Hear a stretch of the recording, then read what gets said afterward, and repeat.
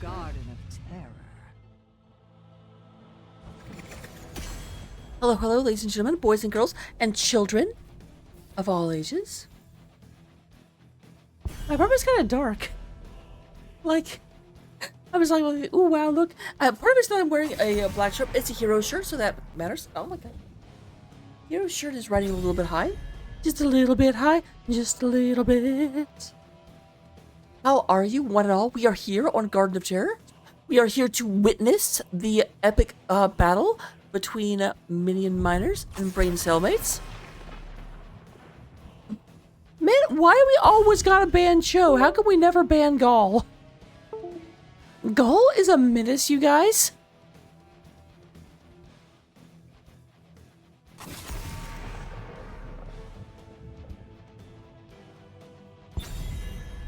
Alright, update that real quick. Bum bum bum. Alright, we do go and have stitches and a lot of attention being paid to tanks because technically I think Cho is a tank. Although we all know Cho isn't a tank, but technically it's one of those things like Blaze is also technically a tank. But no one except for my tank actually believes that. Bum bum bum. We're gonna have Falstad being the first one being up. Oh, and wow, Jaeger grabbing Leoric first and foremost, and also Zagara. Definitely pay attention to the new patch, especially with that Zagzagoom. Zagara is so oppressive right now. It's a perfect day for playtime. We do have the Junkrat. Junkrat. Bum bum ba da ba da ba da ba. Bum ba da ba da ba da ba. We also have Westra. I actually took a nap before this, so I'm not gonna be falling asleep mid-cast, so you guys have to put up with like extra energy rocket. I apologize. I don't know what you did to deserve this, but it's happening. Alright, so we do have... I like the ban on Sonya. Leoric is a very good offlaner, but Leoric, they can definitely struggle into Sonya. Because if you don't know, when Sonya whirlwinds, Sonya can actually sit on top of Leoric, and Leoric can't actually hit her with a Drain Hope, because when Leoric casts Drain Hope, he reaches forward and then throws his... And the thing is, if they're occupying the same space, it always misses when he reaches forward.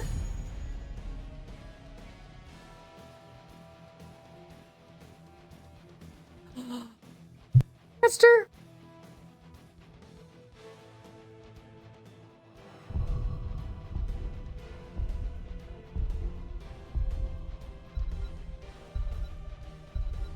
Hi there, Bug. How you doing? Oh, you know, Bug. Bug.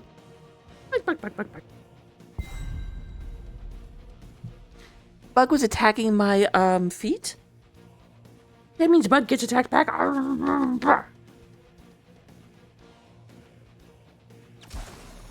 Need a light. Alright, with that being said, looking back over here, we do have the Blase awaited Leoric. Now that is the thing, Leo hard counters Blaze, but only in the sense that Blaze can't go out into the lane. It's not like Leo just utterly farms Blaze. Like, it's a very long engagement, but it's an engagement Leoric basically can't lose. Like, Leoric can be at 20% health, and the Drain Hope will just keep him alive against Blaze, but he doesn't have a lot of, like, actual pressure to Blaze. Blaze can just sort of walk away, and then he walked away. Diva coming as well. Interesting. Lots of picks I don't get to see very much. There's the Stooky Dookie. Hell, it's about damn time. I like how I said Blaze is only a tank on paper and nobody actually plays him as a tank. And apparently Minion Miners has been like, you said what? Excuse me? But we are going to the game right now.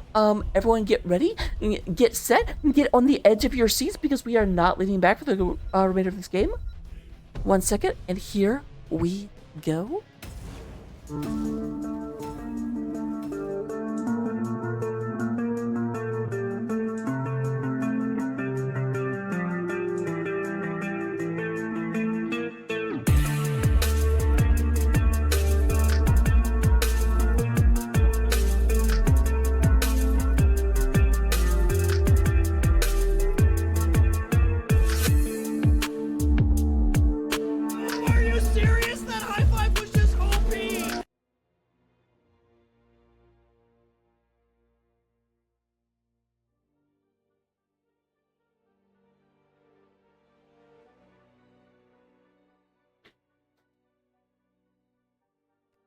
Someone's taking a second to load, and I'm worried it might be me.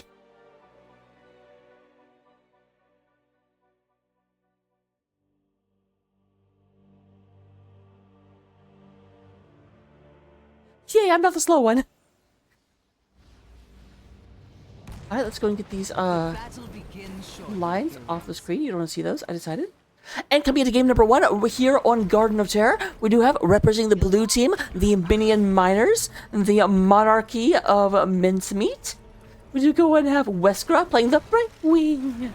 Heavy Bow's going to be on that there Blaze. Marshall coming out here and playing the Diva. Bukal kicking. That's going to be so hard for me to say. It's going to be on the Falstad. And then Kobo is on the Junkarat. Meanwhile, representing the orange side of the battlefield, we do have up at the top, Jaeger is going to be playing the Leoric. We have Zag Zagoom being played by Protoss Rule. Already spreading that there creep. We do go and got Bones. Bones moving forward just a little bit. Is playing the Loktosh Garosh. The Duke is going to be on the Taiki. And then we do have Avon. Avon is playing Stukov. Kind of funny, of all the characters in this game, I feel like Stukov would be the last one to actually work with Amon, because, like, obviously, Stukov has a whole history with, Narud. And Narud is, like, Amon's #1 dude. Both sides are going to be picking up their camp. It's surprising because we don't know where the first objective is, and usually you always try and take the far camp right for objective. Although I guess they are both saving one camp, but not. Oh, there it is. So it will be right here. So this is a little bit early. You usually want this pushing during this objective, and they are definitely trying to take it just a little bit early. Marshall moving up here. Gonna go ahead and do a shooty shoot.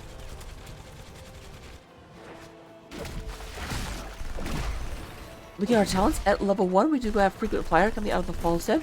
No other stacking talents being picked up. Diva does actually take pro moves, which is a little bit very maneuverable, but one of the least survival of the talents. Definitely a talent you take when you're feeling pretty up in yourself. Bones in the area. Bones is in the area. We'll push coming in to the top lane. They don't get a whole lot done. Oh, are they going to get this? Are they going to get this? Are they going to get this?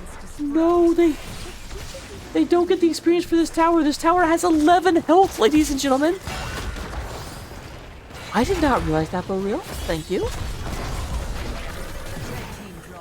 Bones goes ahead and gets his big, hefty orc hands all over a Falstad. And then while that's going on, in another lane, we do go and have Blaze going down. So first 2 kills going in favor of the Braincellmates.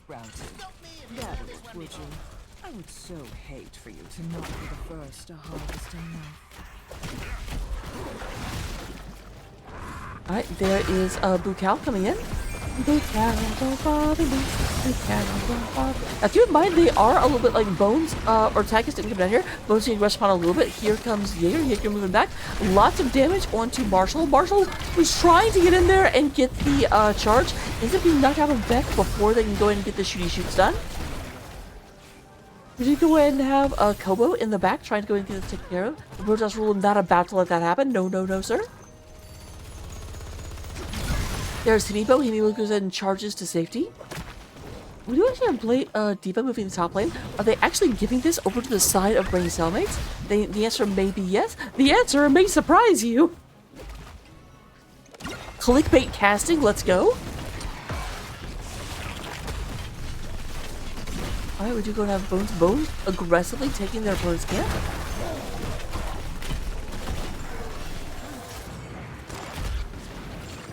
Ours. This won't get a whole lot done because it's walking directly into cannon fire, but that will mean that we'll have a little bit of pressure coming through the middle of the map. Yes, hi cat, I love you. A new seed is set to sprout. Top seed coming up in about 20 seconds. Just look like Amon and Bones are gonna move over here and start getting some bottom pressure, like exactly what we were kind of talking about. Talking about.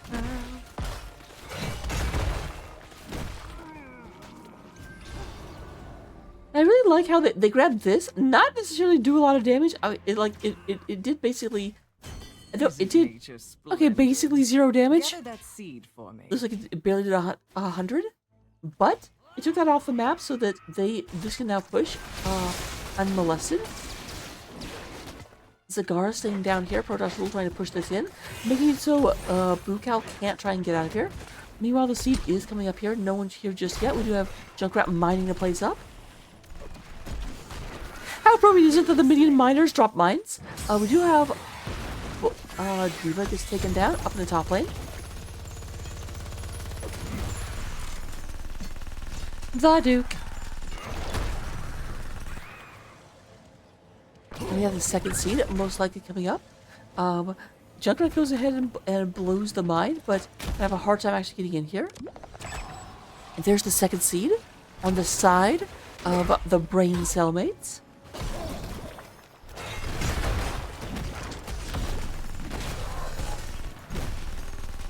Braincellmates knocking at the edge of level 10 right now. That's going to make it a little bit hard unless level 10 can be achieved before the next seed comes up, which is certainly possible. A lot of experience coming out of Marshall.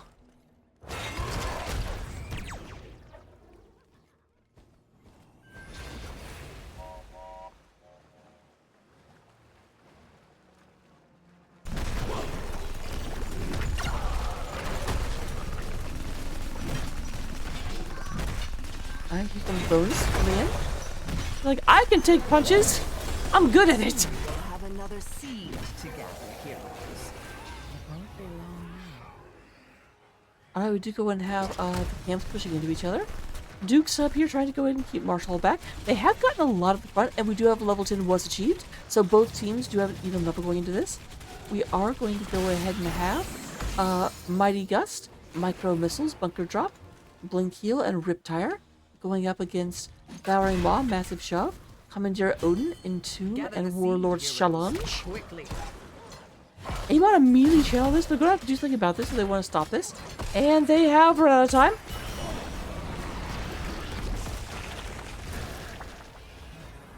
Actually really bad.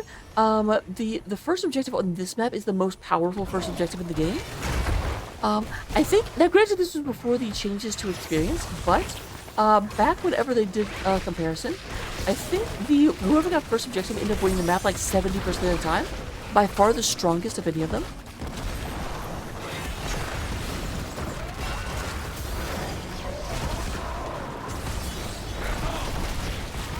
Alright, lots of damage onto Bucal.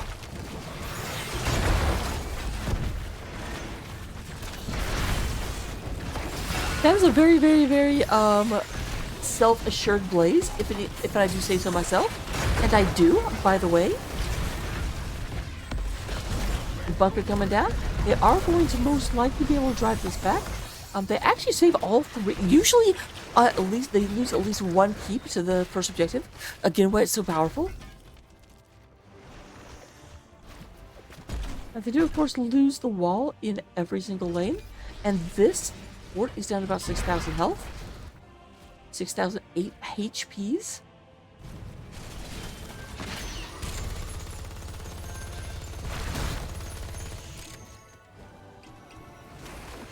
Oh my gosh, what is up with towers up here? This one down to 57. Not quite the 11 we saw before, but still. We have a talent tier advantage on the side of Braincellmates right now. Marshall moving in along with Westra.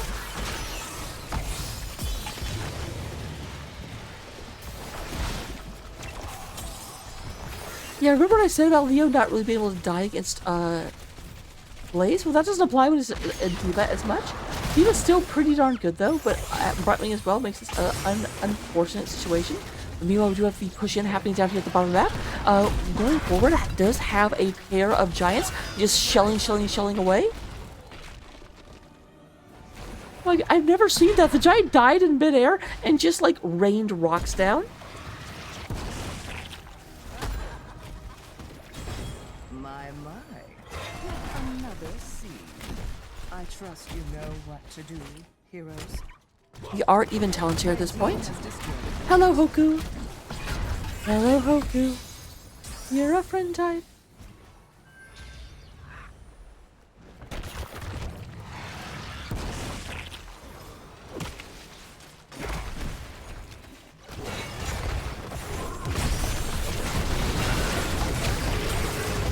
It's a good lane boss. I figured you didn't think of me as a friend. I cried, but it's okay. I got over it.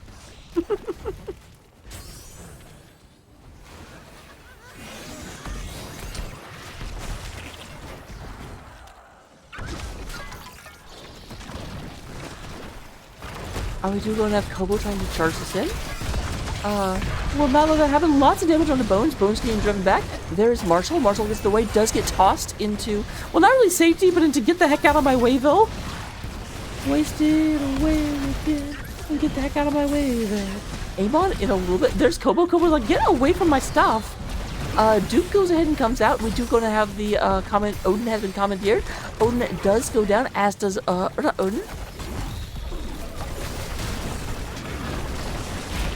Marshall is knocked out. We do have Brightwing be taken down. Good turnaround for Braincellmates. And there is a pause coming out, so I'm gonna have to go so that people can come in and look at the minimap and cheat for the 30 seconds. Be right back.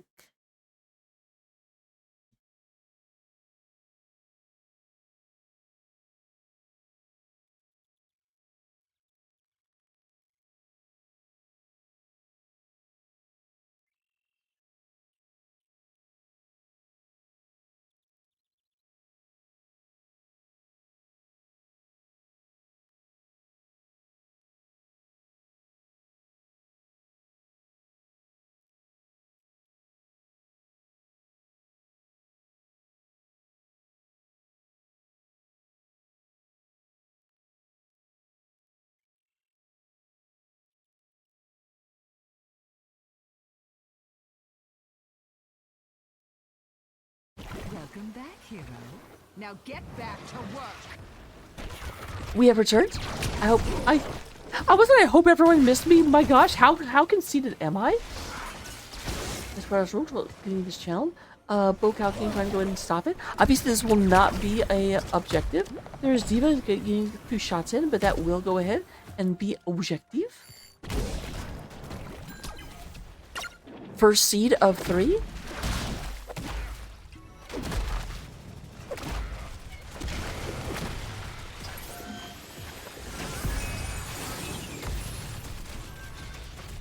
Diva did take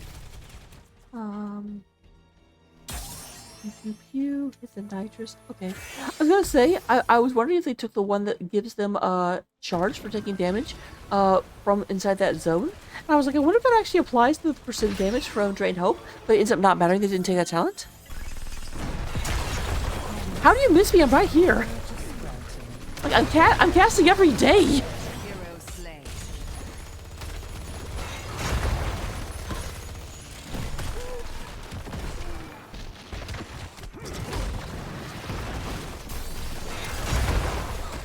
Every day. We go and have the push in, and this will look like the second port of the map, also going in the favor of Braincellmates. That seed is ready for gathering. I suggest you do it now.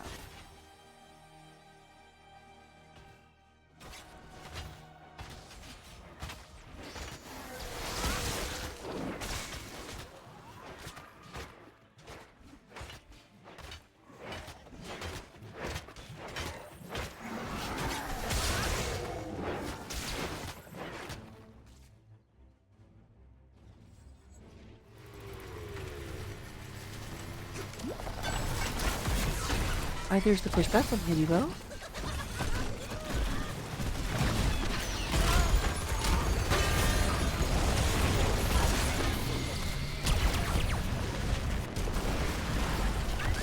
Alright, Diva just go ahead and pop the mech, triggers the explosion, which goes ahead.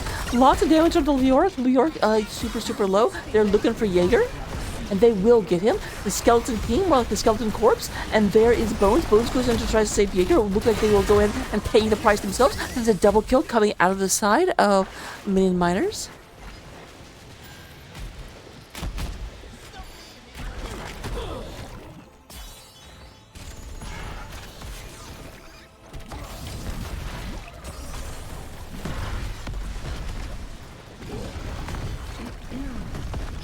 to be gathering that seed, heroes. I do have a seed coming up. This one looks like it will be the first seed that's going to be collected on the side of Minion miners. 2 people down on the side of Braincellmates means that they really cannot contest this. And there's Kobo getting the pickup. However, with 2 people up there getting the seed, that did let miners say, hey, you know what? This is a 3v3 now.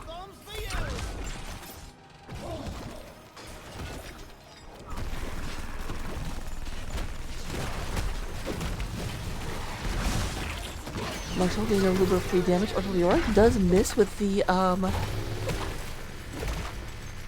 what's the word? Drain Hope, there we go. A seed is sprouting. The anticipation is building. This is another problem. It comes up to secret. Now, the good news is Brightwing will be up before the objective comes up. And of course, Brightwing should have teleport available. Red team has destroyed a fort.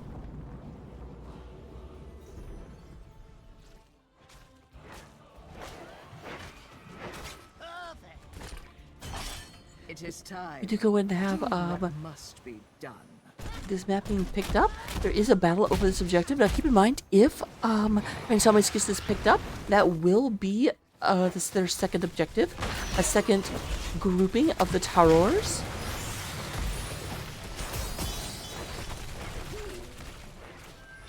So say, interesting enough, they go and get a objective, even though this is critically important. Although this is critically important for them, they could have potentially given it, and their opponents didn't want to wait, or did want to wait. Now we're almost level 20 on the side of Braincellmates. That probably means that they may go ahead and not be aggressive into this. They don't want to give their opponents free experience right now. Jaeger coming in for the top lane. We do go ahead and have a big push in the bottom. Bones taking a bunch of damage. Weskra very, very low and will get picked up. Brightwing goes down, as well as Junkrat. That is going to be an advantage, and level 20 for the side of Braincellmates, going ahead and getting that taken care of. Diva will go ahead and get the heck out of dodge, and there's a bond going to go ahead and get this taken out.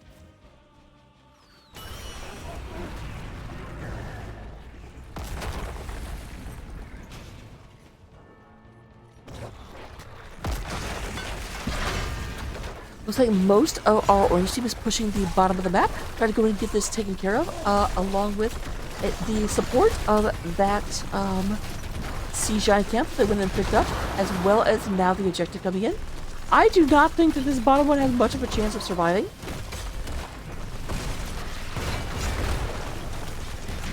Top tier does get taken down, middle one being worked on right now and falling quickly.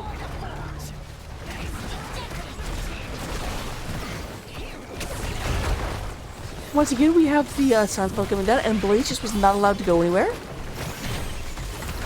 All dressed up with nowhere to blaze.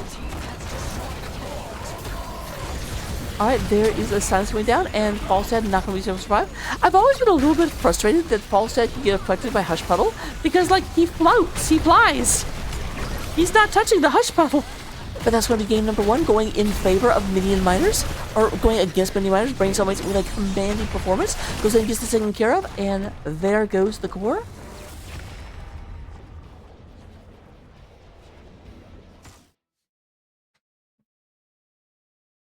This is a duh. I had not remembered that the Garden of Terror is located inside the Dragon Shrine area of Hots, because it has that same dragon nexus.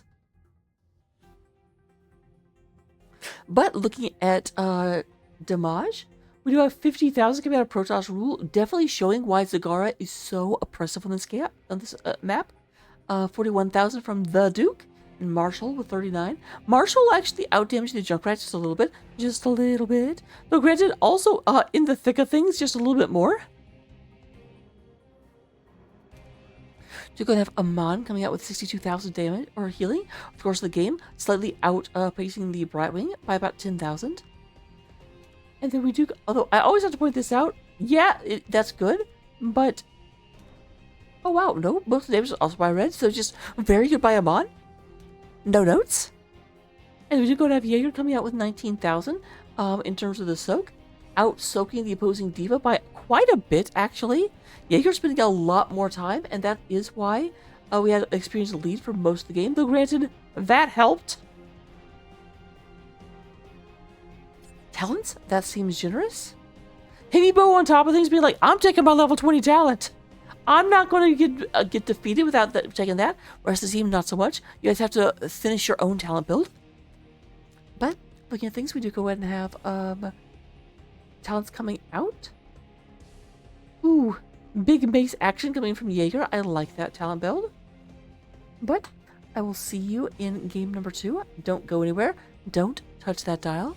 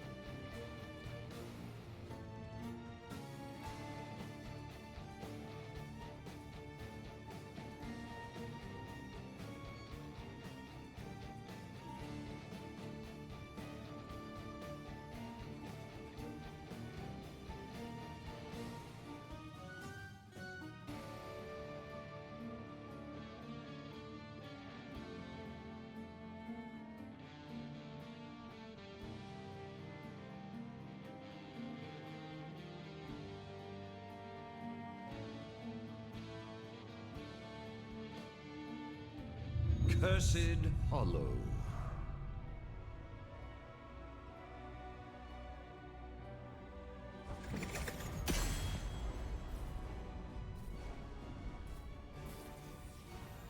Hello, ladies and gentlemen. We are here in game number 2. Braincellmates did win game number 1. Rather decisively. Very, very good.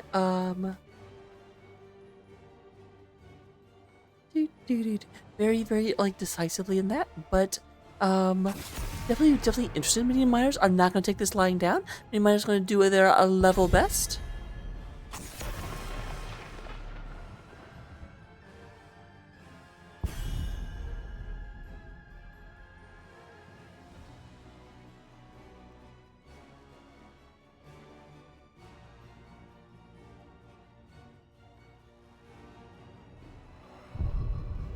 We do have the same band so far.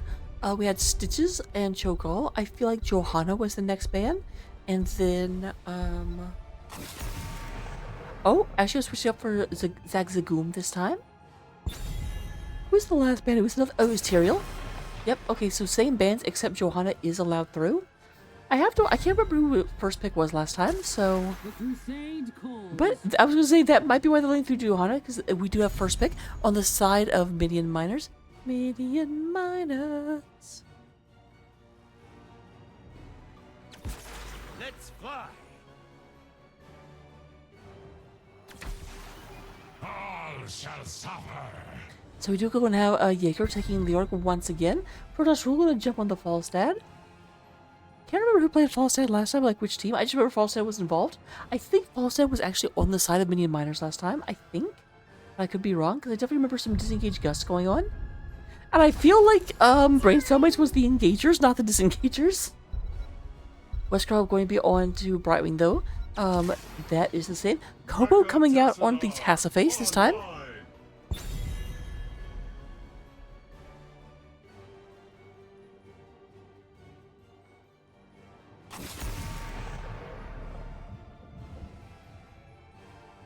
So pick me up before you Sonya. And there's the Stooky Duke. So definitely a little bit more reactive coming from Minion Miners. Taking out the things that like made it difficult for them last time. Getting rid of the Zagara, getting rid of the Stukov.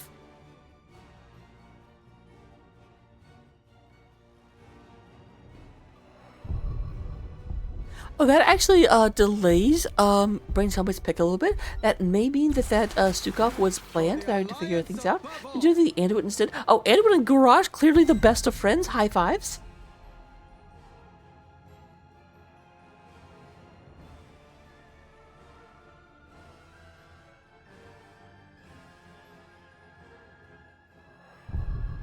Wouldn't it be nice to be Anduin?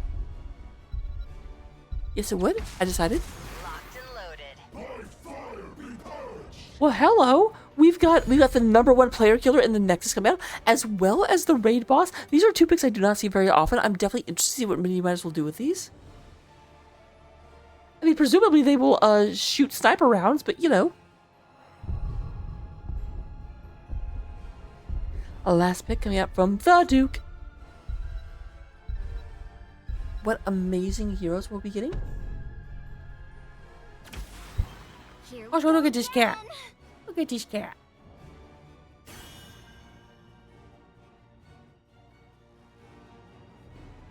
I love my cat, I'm sorry. I'm not actually sorry. I'm not really apologizing for loving my cat.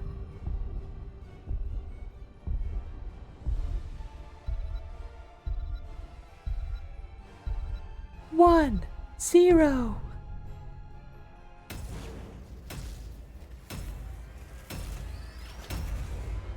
Alright, and a 1, and a 2, and a here we go.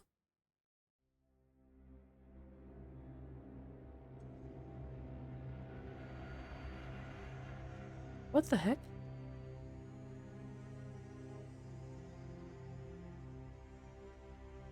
Wow, why did in-game move all the way down there?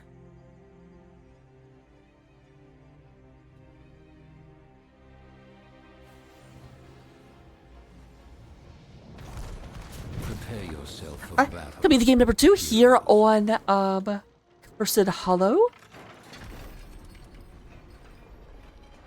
See, we don't have the dragon area. We have this ravenish one because we are in the Raven Lord's domain. We do go in and get Weskra coming out on the Brightwing. We're going to have Kobo on the Tassaface. Himibo will be playing the Johanna. We have Bukalki King. Bukalki King is going to be onto the Nova. Up in the top lane, we do go and have Marshall playing the Lok Tosh Ragnarosh. What are you waiting for? Totally wait where it goes to Protoss Rule down here at the bottom onto the chicken. Hey, are you the Nexus? Because you kind of look like the Nexus. Not really. We do go ahead and have Bones playing out here in the garage. The Duke is going to be onto the Chromie, the little dragon. We do have Amon, not able to be onto Stukov, now on the Anduin. And then up here at the top, we do have Jaeger playing the Leoric.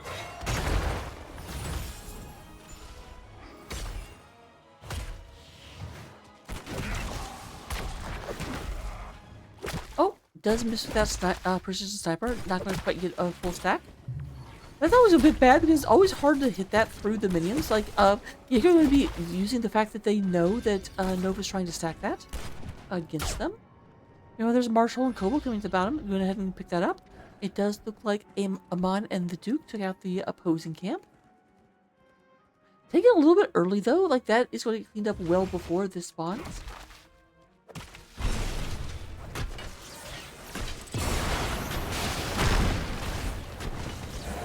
Me and miners being a little bit more... I want to say correct, like...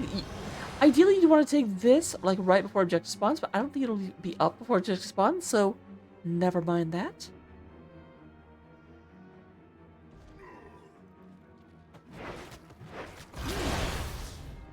Hear me, oh, hear me go. You have the 3-man here in the middle trying to push this down. Meanwhile, it does look like Ragnaros has gone up top in order to meet Leora. Ragnaros does take Engulfing Flames. So we have Covert Ops coming out, as well as Ever Projecting. Duke comes up here, and here comes Avon. Amon slipping away.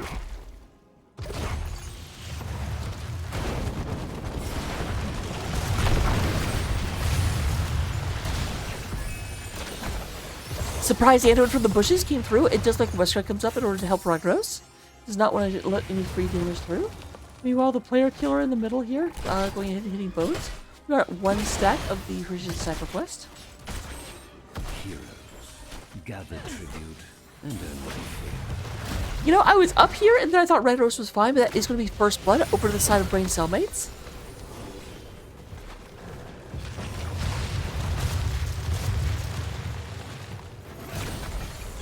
I think it was a Thingamaving Bond guy that always referred to that as Bloodlust. Cracked me up every single time.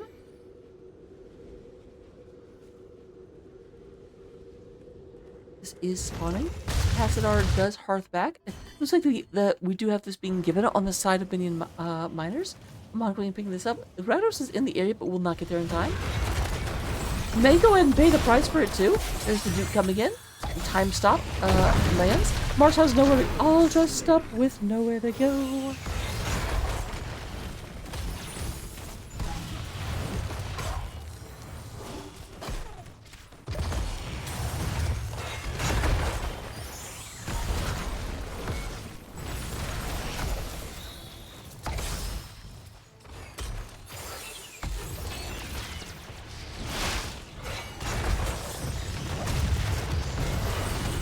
It's Kobo. It's a Kobo. There's Bones coming on out. Coming on out. Now it's full of bones.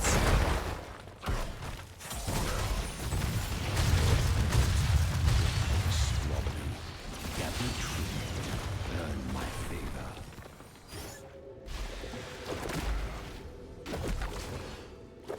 I do have this coming up. This is very strongly into Minion Miner's side. A little bit dangerous to fight into it. But meanwhile, it does look like up here at the top of the map, they are pushing in pretty deep. They were trying to get Kobo, not going to be able to.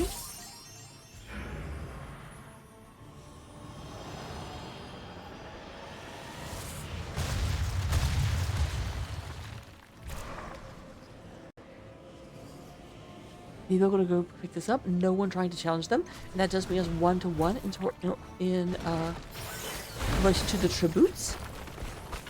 Well, that's rule needs to be a little bit careful.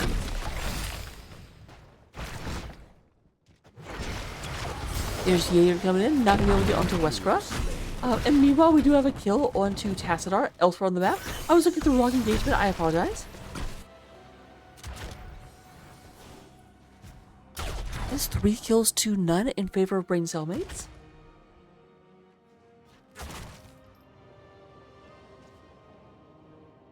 Gather tribute or face my curse.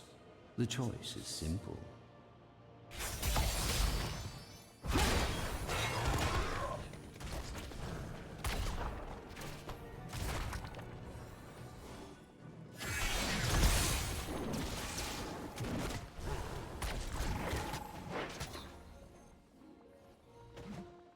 Alright, looks like we do have Taskar picking this up. It looks like they may be getting this. No one's actually moving in that direction just yet. And it is spawning now. There is Marshall in the area. And there we have the lava wave. Laving it up. Whoosh.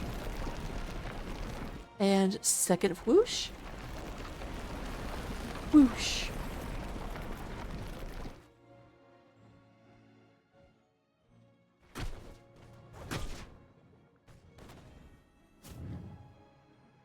Shall we see who gathers enough tribute this time? So we're going to have the tree here. Now this is bad because it is on Braincellmates' side of the battlefield, and they are already at 2 tributes, so this will have to be fought over by the side of Minion miners.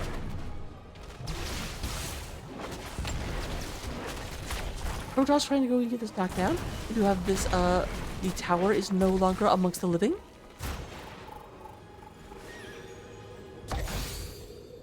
The Duke running around on the little I Dream of Genie chromie skin.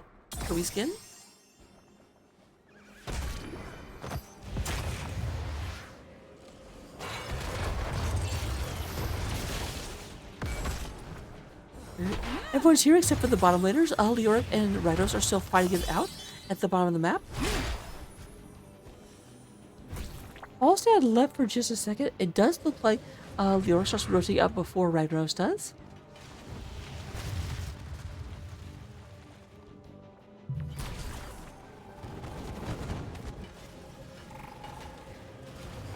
Oh, this is a bit surprising.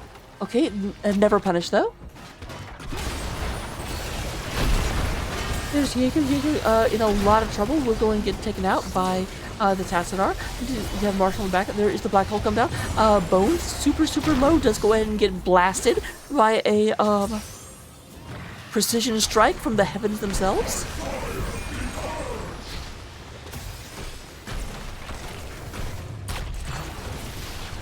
Or if you're a StarCraft nerd, that's a direct strike.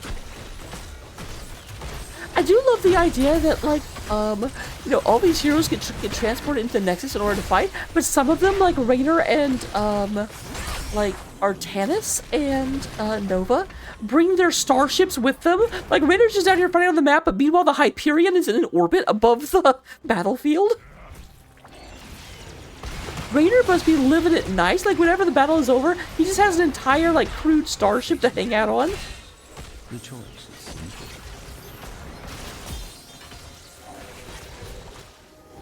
Blue team has destroyed a fort.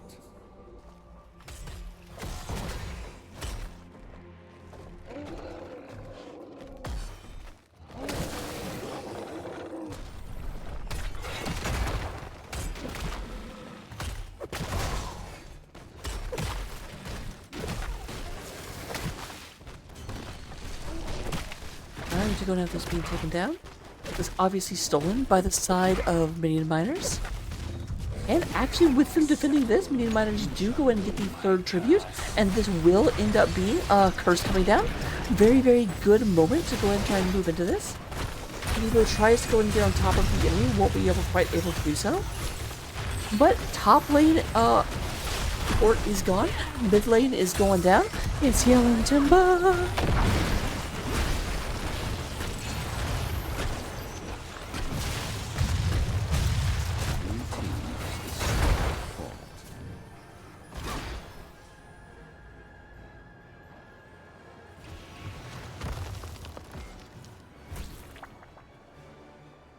They still have 20 seconds or so.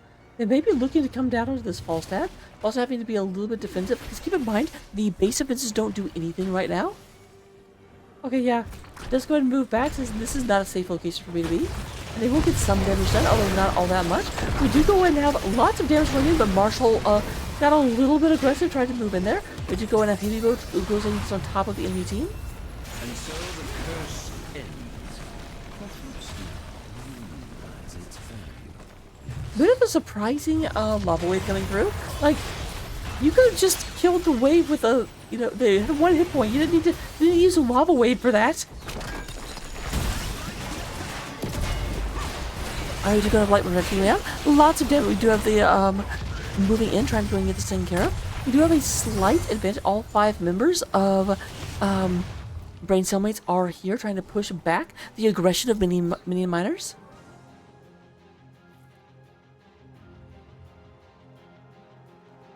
We do manage to hold on to this fort, although not by a whole lot, down to about 1,500 hit points.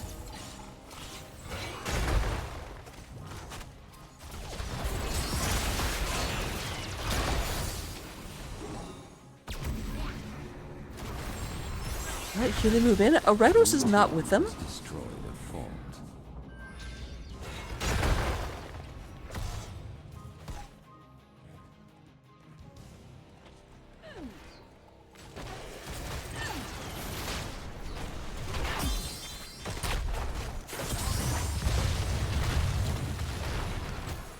Alright, there's the throw-in. Marshall does a bunch of damage, but we have a stasis coming out onto Chromie. Chromie have a hard time getting anywhere, and there's a boop!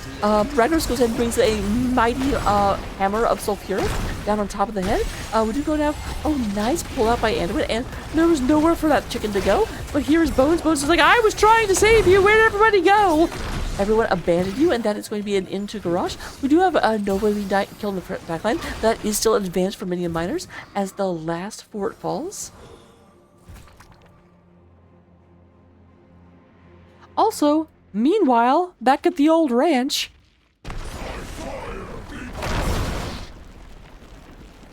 This is when you say, whoosh. You grow tired of your petty squabbling. Gather tribute. Earn my favor. I wasn't sure if it would get another wave, but it did. The wave spawned just in time.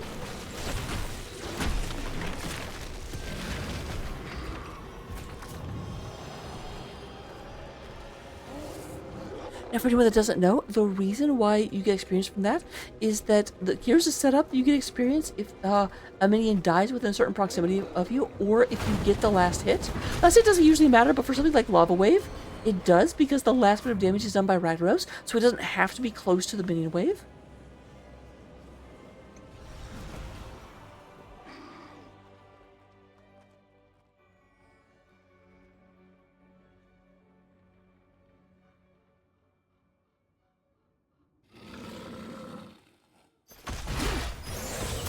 Right, invasion coming in here.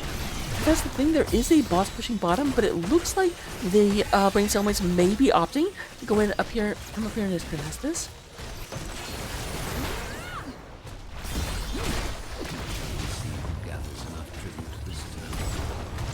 There's Bones coming in the side.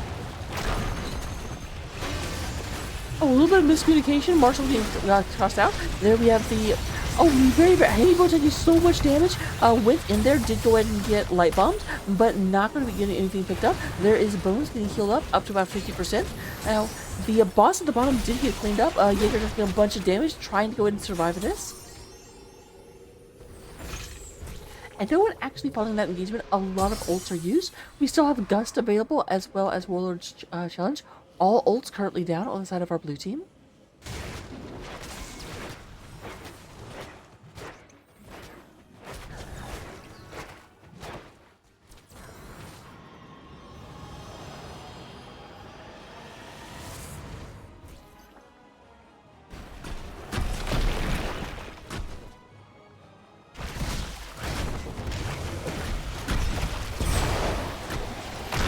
Jaeger gets out of dodge. Does not actually that much damage. Here comes Bones going in there. Looking at this Ragnaros, not going to be able to get them. And there's the boom!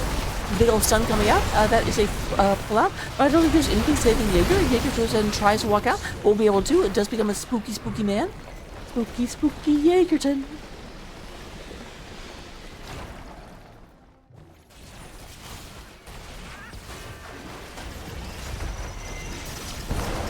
You're not going anywhere! I'll actually work it out. Nova does survive. We actually ended up having a disengagement Gust. Unfortunate. Like, obviously fortunate, like that was a mistake, but you enjoy using Gust to secure kills way more than you enjoy using it to, you know, get your opponent away from you.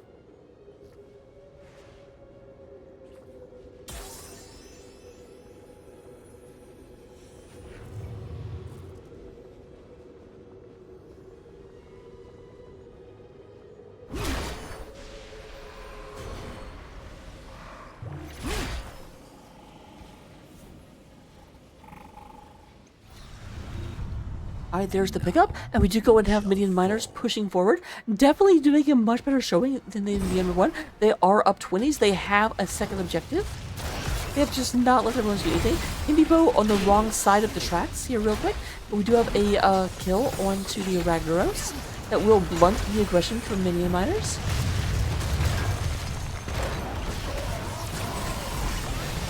Oh, nice black hole, catch a lot of people, and there is the direct strike coming out of the Nova. Hindibo does get taken down, however, as 2 kills to nothing, and advantageous for this only engagement coming from the side of the. Yeah, Brywing, what you doing? Nothing.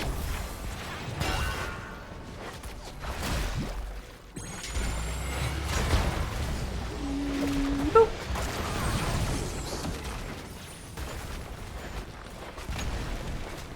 And we saw the curse going on, but they let him move forward and took it with opponent's towers. That's gotta make you feel pretty good. Like, you're sitting here like, oh, well, we keep being down objectives, but. The curse is over. I hope you made the most. They end up losing no real buildings. They may have lost a tower here or there, I'm not sure.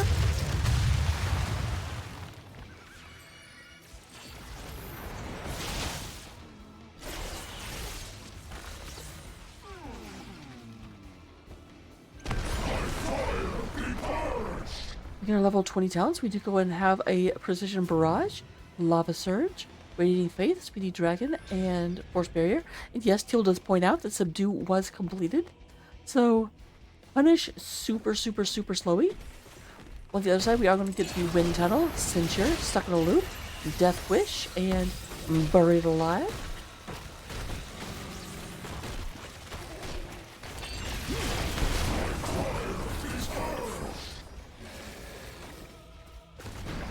Whoosh.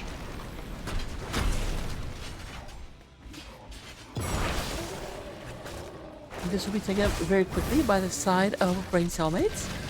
I think we're getting a lot of map pressure on.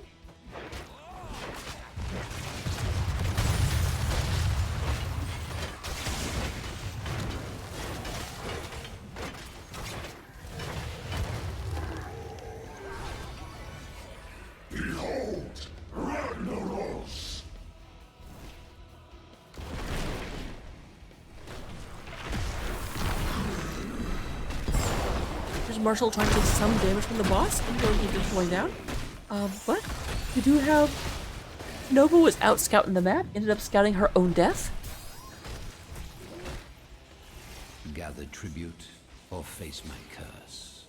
The choice is simple. Red team has destroyed the fort. There's another one coming out. Ursula goes and moves south, does not get hit by that. This is still up. It will be down in just a second, though. And this could be Curse coming out. Nova is still down, so that's going to make it a little bit harder for the miners to move in.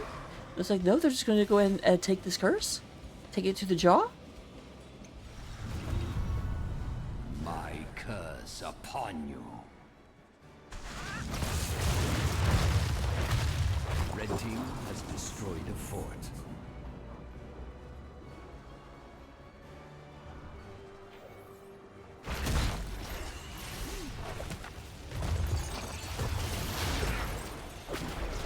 There's Canino and Bones. We can go and have top lane and bottom lane pushing. Middle lane is slowly making its way across the map. Obviously, they have a big advantage in the fact that their minions one-shot the opponents.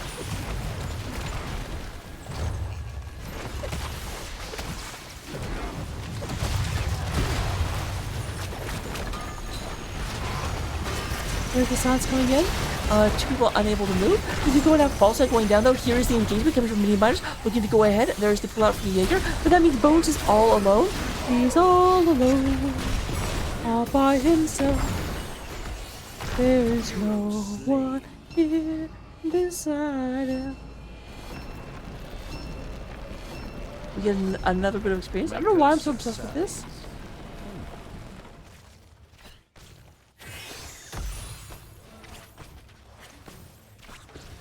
So this is a great turnaround opportunity for Minion miners. Brightling will clean this up, go ahead and get it pushed back. But meanwhile, we do have, they're trying to go ahead and say, you guys didn't quite get one of our keeps, but we're going to go ahead and take one of yours. Maybe 2 of yours. They do have 20 seconds before anyone comes back. I don't think that's enough time to end. But they may go ahead and try and make a liar out of me. This is Div A, so the timing's in my head. Might be a little bit wrong, but we do have a kill onto... And there is the silence layout. Cassadar not able to do anything. There we do go and have the light bomb. Not able to catch anyone just yet. Oh, if we still had... Like, with that moving down, but there's the gust. Browning goes down. Heavy Bush takes a bunch of damage. Down to about 500. And nope. We're probably going to go ahead and clear that out with a sand blast.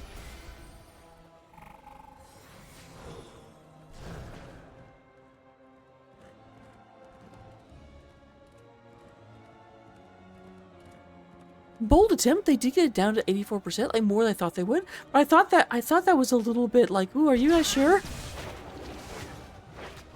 This might be the turnaround that Braincellmates needs. They are coming in here. This is basically dead already. And they have 30 seconds before, keep in mind, their opponents, when it was 20 seconds. Over there, losing time fast.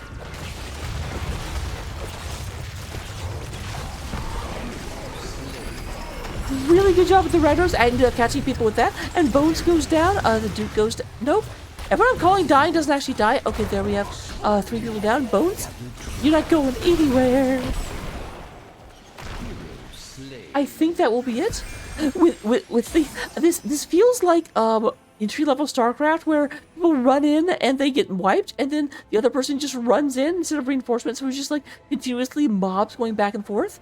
But I do think this will be the end of things. Although, like, please tell me you just go to the core. Do not try and take this out. Okay, good. I was concerned.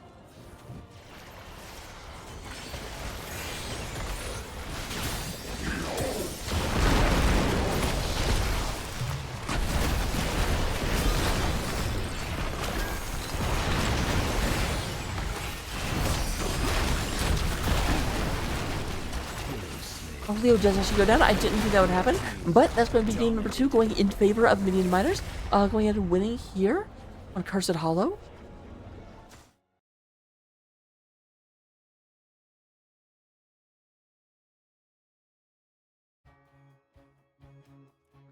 Looking at the damage, we do have number 1 damage coming out is from Kobo, coming out with 67,000 damage, 64,000 coming from Bukaki King.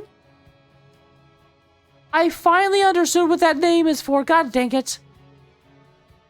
They tricked me into saying it. I'm mad about it. Marshall coming out with 59,000. We do go ahead and get 59,000 healing coming out of the Weskra, and Amon coming out with 86,000. Very, very close healing numbers. Marshall, it's Ragnaros. Ragnaros cheats. 31,000 soak compared to Leoric's 25,000. But again, Ragnaros doesn't even count. That's like losing soak to the Vikings. Like, who cares? Talents, here they are. And with that being said, I will see you in game number 2. We are down to a best of 3. The rubber match, or the rubber opening has been started. It's 1-1. Don't miss another second.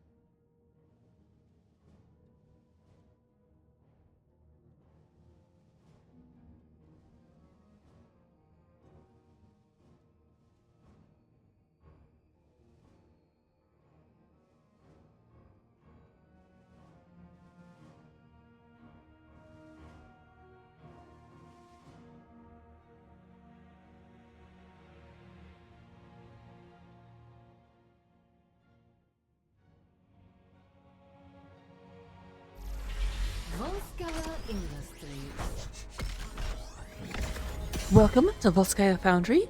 The map says it's Volskaya Industry because the map lies to you, and I forgot to update the title, or that's the title of the score. Boop. Boop.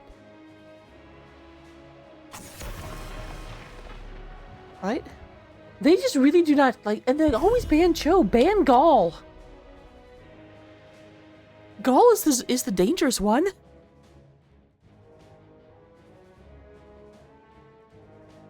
I'm upset, you guys.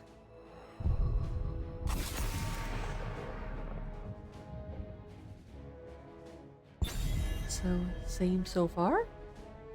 We'll have to wonder if we keep seeing Zagara banned out, and Stukov, I think, was the bans. Especially because one of those has to, like, your opponent does get 3 picks before.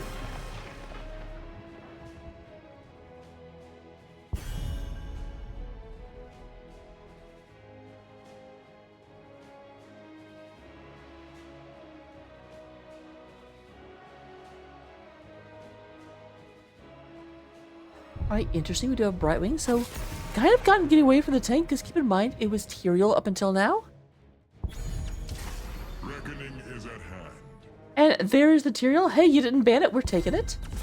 The crusade calls. Now the question is, what is the story with Stukov? This is a story of a man named Stukov.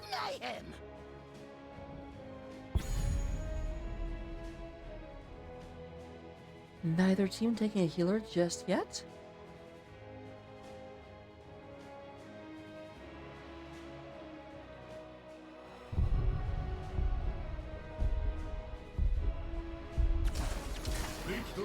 Okay, I was going to say, because they do get picks before the ban phase, and then Amon will go ahead and pick up the Stukov. Variant also coming out, they're moving away from the garage. Weren't forced to, but they just decided they want training wheels. I'm assuming that is offlane Tyrael. But it could be offlane Varian.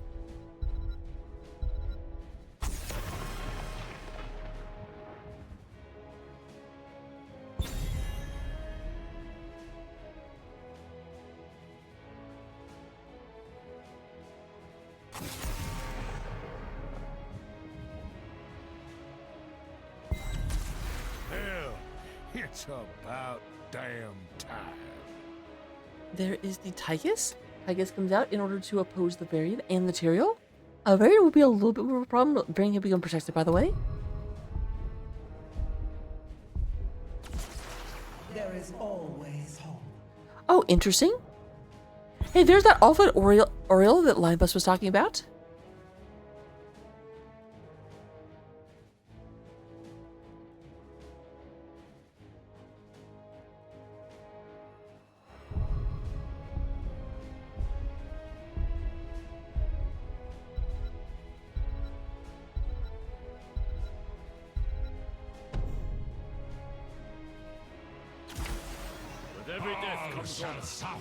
Jaeger taking Leoric. I don't think anyone's surprised by that.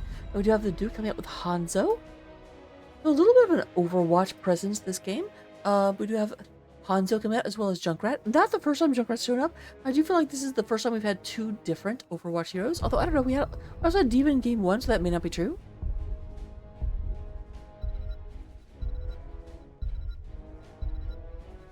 Marshall, will you make it 3? That is the question. Nope. Would have Sonya coming out. I do have to say, this is like the lowest number of StarCraft or of Warcraft heroes I think I've ever seen in the game. There's 1. Varian is the only Warcraft hero in the entire game.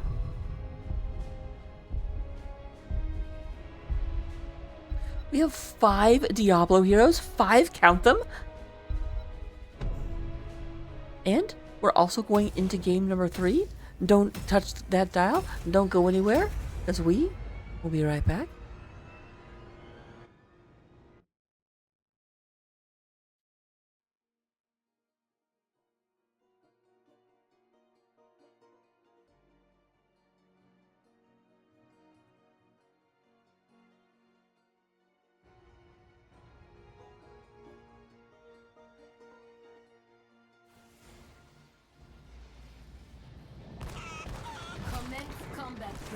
All right. With that being said, we do move into game number 3. We are 1-1. We are back to a best of 3 at this point. Wesker is going to be playing the Ariel. We are going to go in and get Kobo doing a little dance. Coming up, explodey. Playing the Junkrat. We're going to have Bukakiki. God dang it, I don't know how to say it without making it sound bad. Playing the Tychus. We do have Himibo. I ended up saying it wrong and not noticing it for a long time. He's playing the Himibo playing the Johanna. 3, 2, 1. And then we do go have the Marshall coming out and playing the that is Sonya. I didn't recognize that skin for a second. I was very confused. Meanwhile, we do have Bones playing Varian. I will say the Volskaya Varian. Let's go. The Duke playing Hanzo. We're gonna have Amon coming out and playing this Stukov, just like in game number 1. There is Jaeger onto the Leo, and we are gonna have Protoss Rule onto the Infernal Tyrael. Fun fact, ladies and gentlemen. This was the very first skin I ever bought for Heroes of the Storm. I bought it in the closed beta.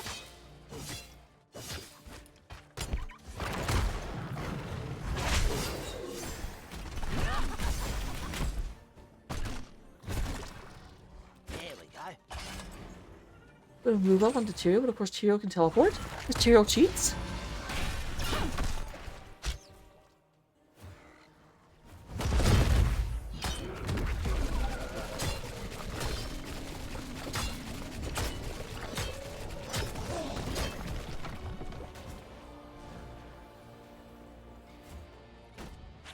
Alright, a little bit of invasion coming in there. Wesker takes a decent bit of damage. There is the charge in from Bones. Bones tries to get on top of it, but will not actually secure the Ariel. She will survive. Marshall moving in. There is a battle over this point. Tyrael coming in for the side, but Hanzo got a little bit uppity in their bridges. Amon moving in, and this will be a retreat coming from the side of Braincellmates. Not quite able to get that invasion, and it's going to be a 1-for-1 ultimately.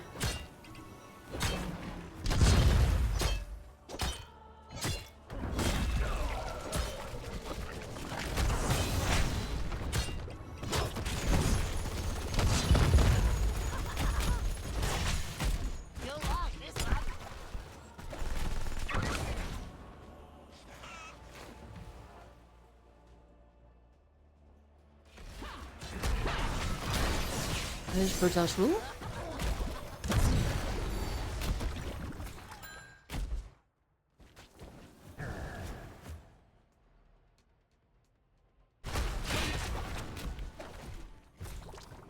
We've redesigned our Triglav protectors for combat in the Nexus.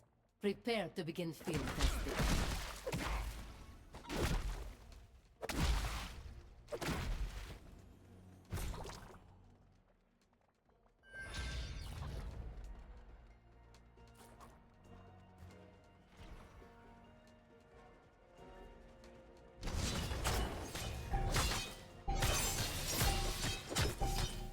Triglav terminal online.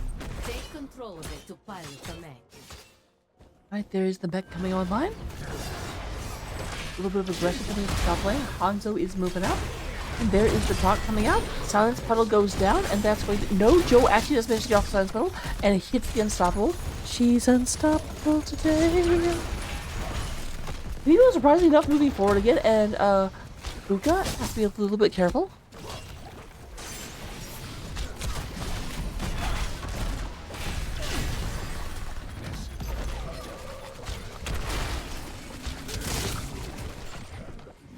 No one actually getting a kill, but a level 7 all. We do have Varian hanging out in the middle of the map.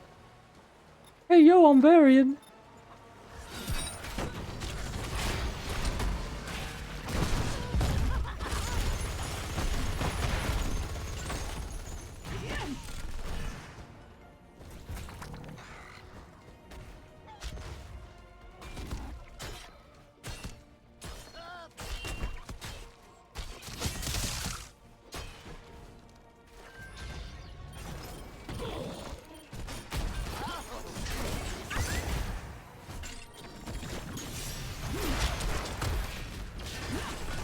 Alright, we want to have the charge happening. It does look like we've got Braincellmates momentarily controlling the point. But no one is dead on the side of Minion miners. They gotta move in. However, there's the taunt coming down. Lots of damage on top of this Tychus. And Tychus will go down. Nice job for the bones coming from the little bit of smoke right here.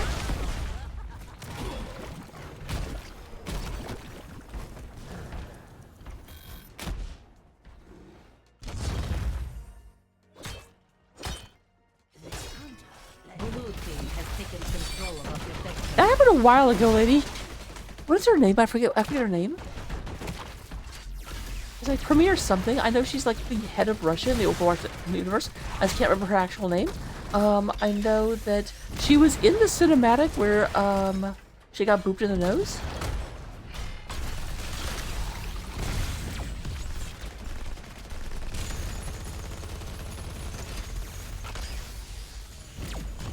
We're gonna get aggressed a little bit by this. We have to move back. We need to be a little bit careful.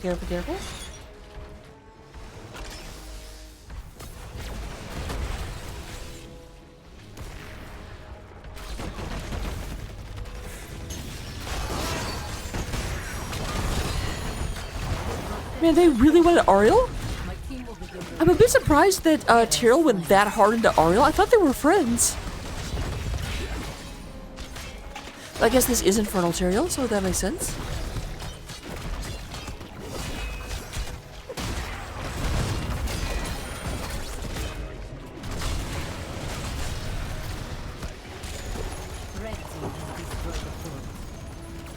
You know, if we do end up with a Braincell winning, which obviously is by no means guaranteed, but they are in the lead, I definitely do not expect to see Stukov ever again, because I definitely feel like that is the difference maker. Like, Stukov adds a level of oppression to engages so terribly high.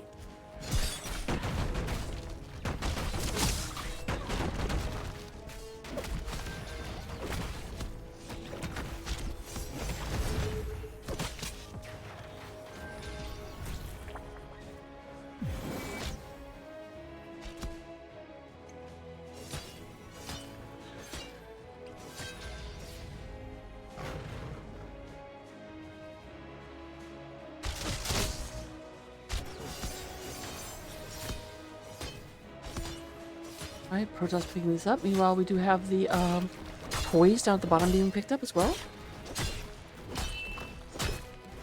That is a massive rotation coming up here. I wonder what they're planning. There's no one up here to gank, and that was a gank rotation.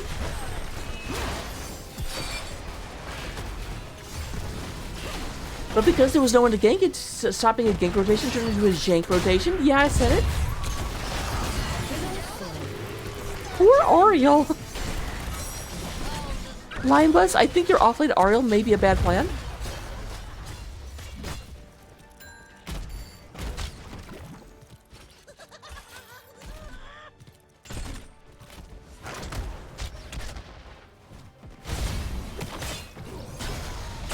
We do go and have the top protector coming online in a little bit. Over 30 seconds from now, but it's definitely on the map, so it's not going to be too long. Oh, Bones!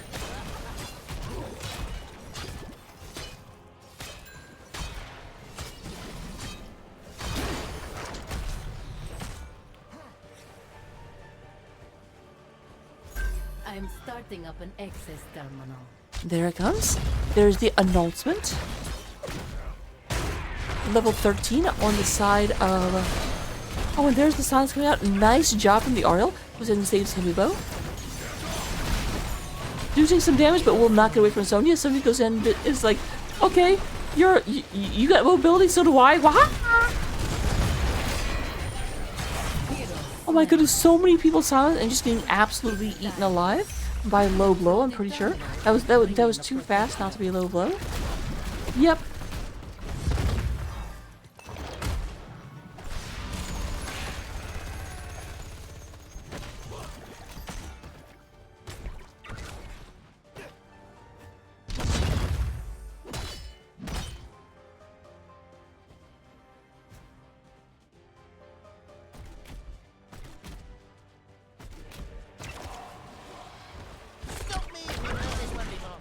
Nope, can't quite get Kobo.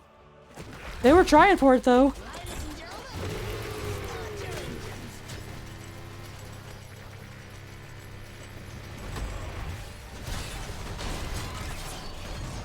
Heavy takes a bunch of damage. Protoss rule, not going to survive. No. Nice job with the stun arrow. Actually did go ahead and save. But Protoss rule. Oh. Hero slain. May have actually saved Marshall there. Almost. Almost. Hero slain.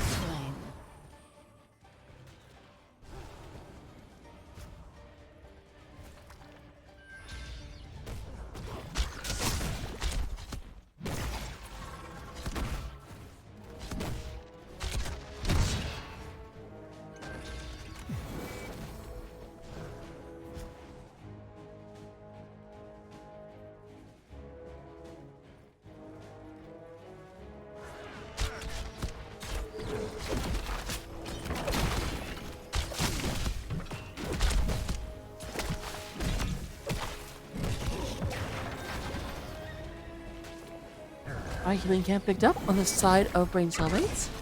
They do still have a bit of an advantage, 7 kills to 3, but definitely we are seeing Minion Miners start to turn that around. We do pick it up this side. Meanwhile, we do go in and have Minion Miners up here, potentially going to move in on Protoss rule while everyone's gone. Sonya and Leo are dueling it out in the bottom lane. Now, Marsh, be careful.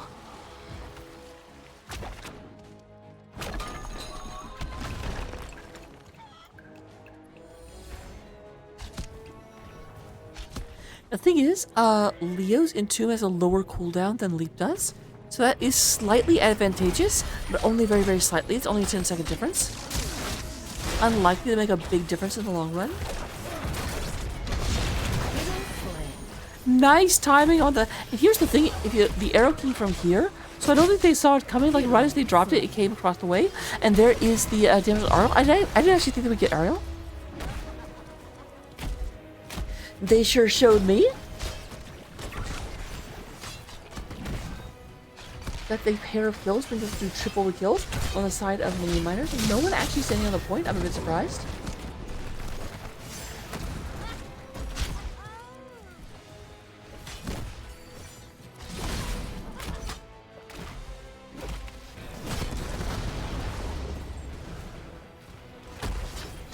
There's Avon being like, oh yeah, I should stand here. Never mind, he forgot again. I'm such a troll, I'm sorry.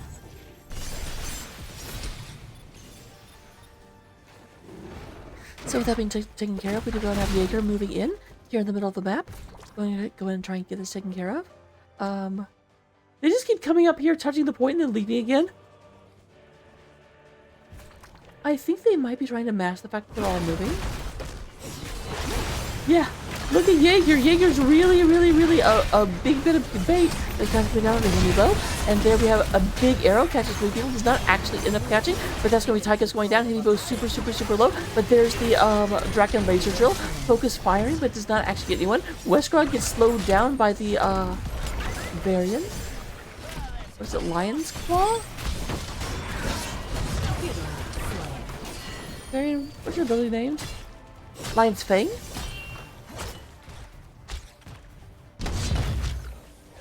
Hero slain. This will be a very big advantage for the side of Braincellmates. Who gets on top of this? They will want a gunner. So it's not as you don't necessarily want a gunner, but you do more damage with it. And they don't have an enemy team to fight, so take that damage. Destroy the fort. Red team destroy the fort.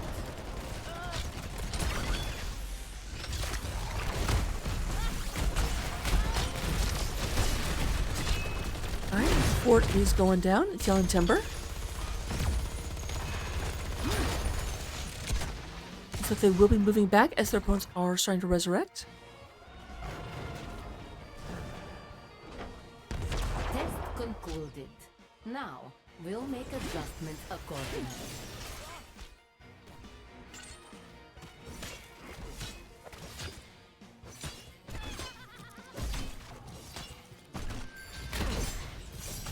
Stop me if you've heard this one before. Oh, nice timing. I actually thought that they had like delayed it enough that Protoss wouldn't be able to get back. Level 20 is on the side of Braincellmates. We are going to go ahead and see Buried Alive. Push comes to shove. Angel of Justice. Bullseye. And Gloria to the Alliance. Protoss Rule goes in deep. He's in too deep. Alright, we do have a kill on Sonya. Jaeger moves back. Lots of damage coming through. Hinigo tries going on top of this. Oh, I actually thought they would have finished their quest there, but I guess they didn't have it up.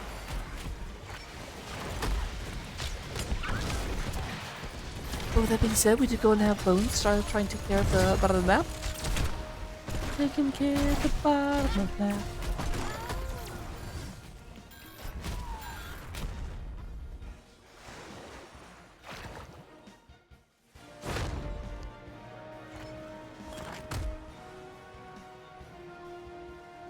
Mine.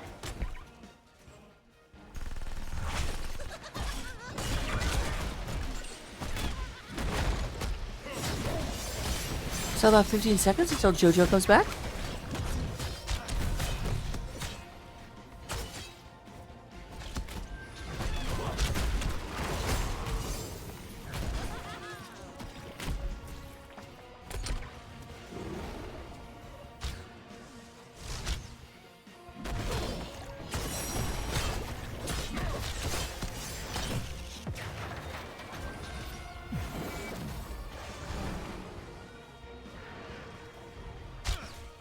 They are moving forward.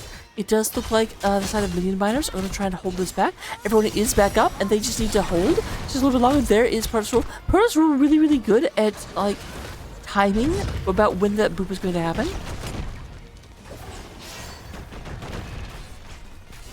An access terminal will be online in a minute.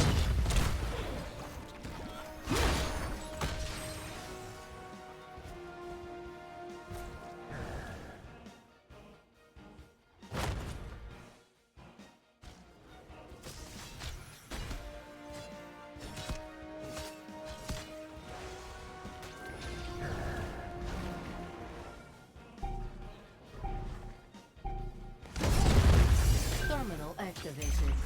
Take control of it.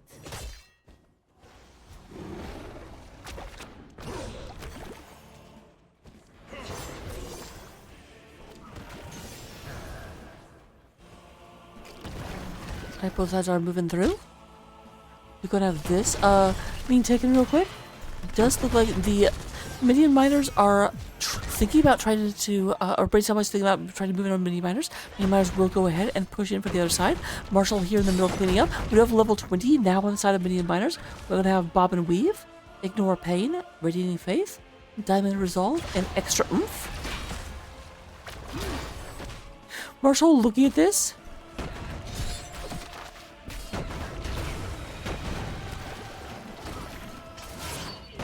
You need to be careful about Leoric silencing Entomb. There's Protoss Rule, but additionally, nice reaction from Marshall. Does go ahead and avoid that. Double nice reaction from Marshall. Gonna have a hard time. Ignore Pain about to come up. We do go ahead and have that coming through, and that's gonna be a double kill. Fantastic. This is exactly what Minion miners needed. Marshall really, really, really clutch. Being able to stay in this. We do have Protoss Rule trying to go in and get away, but here comes Minion miners. And Tyrael once.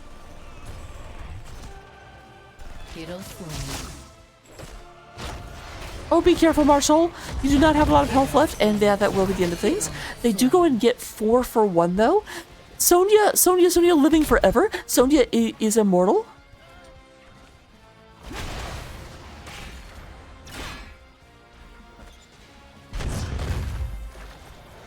Live forever, apes.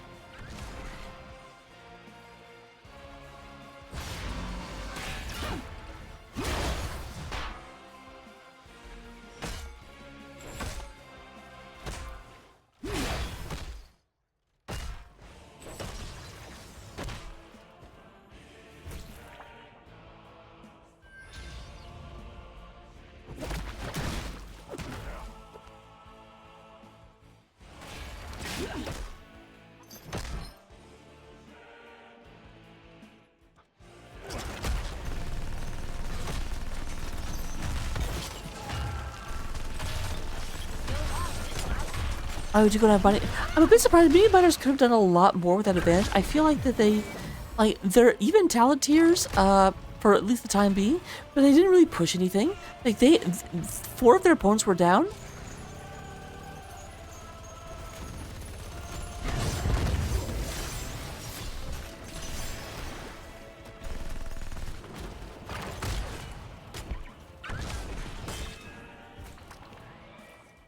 Up to 32%. We do have Wesker going ahead and moving back.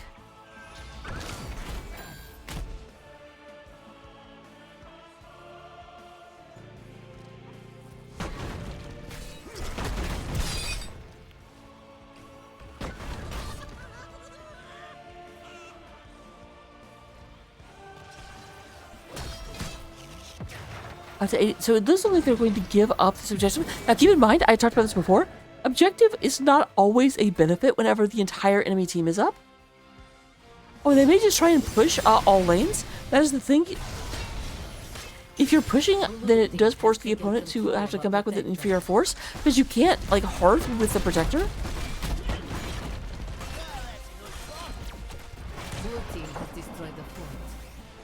But it does look like Minion Miners did not take the bait. Braincellmates was not able to lure them back.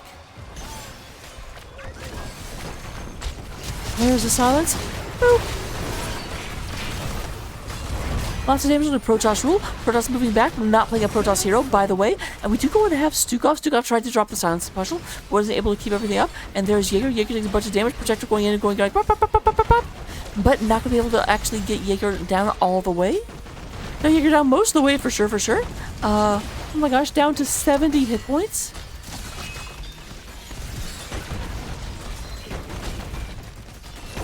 To go and have damage landing away.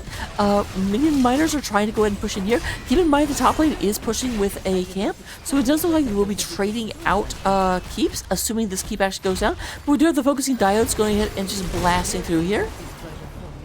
Red team has destroyed the fort.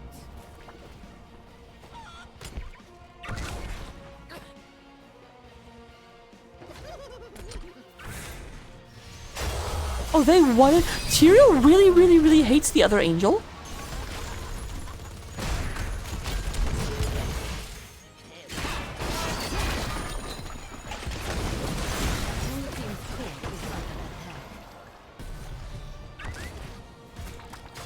This should not get a whole lot done. But we do go and have a answering group coming in here. Get away from my core! Stop me if you know this one before.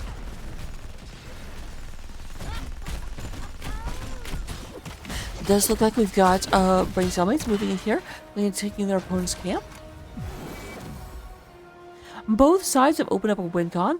If there's a decisive victory here at this next objective, or really any time, it doesn't have to be there, then they can just go through their opponent's exposed lane.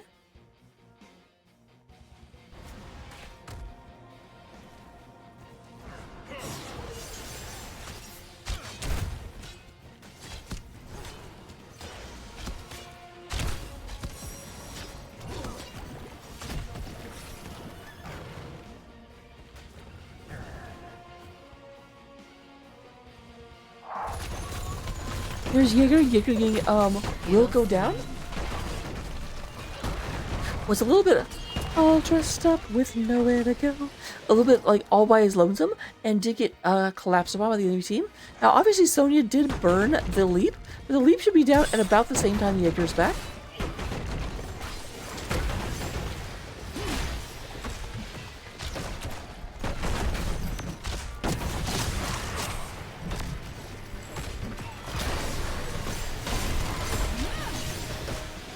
Nice job from Protoss Rule. Should not let that go down.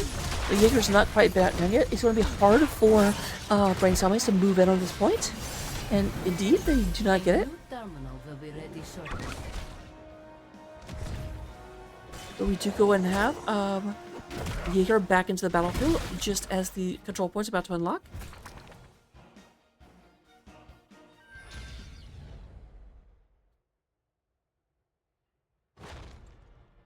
Now keep in mind, top lane is pushing more aggressively than bottom lane. This top lane still has this up, which means there's just continual catapults coming up and nothing answering them.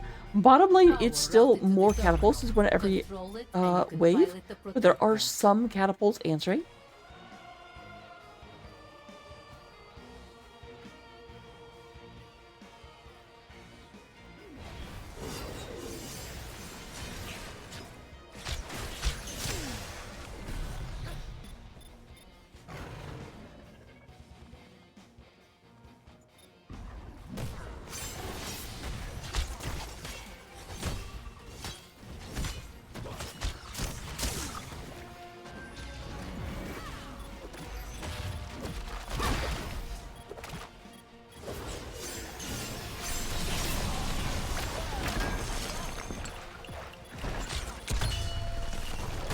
Overtime coming in. They did go ahead and avoid that entomb, which means that they don't have an entomb in order to really move in. Entomb is the biggest engage they have. There's a time coming in. We do go and have the Ariel Sun coming through. Lots of damage with Protoss Rule. Protoss Rule on the wrong side of the battlefield. We'll go ahead. No time. Boo is not interested in trying to let them get away.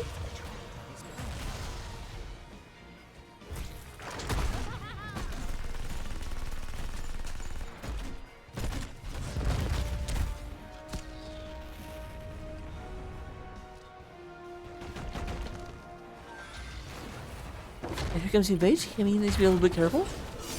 Everyone is still here. No one actually went down in that engagement. He came very, very close with Tyrael, but Tyrael is still alive.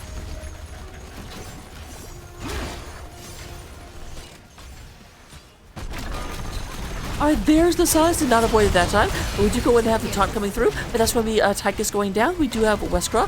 Weskra not long for this world. Protoss Rule, we know how much Tyrael hates Ariel.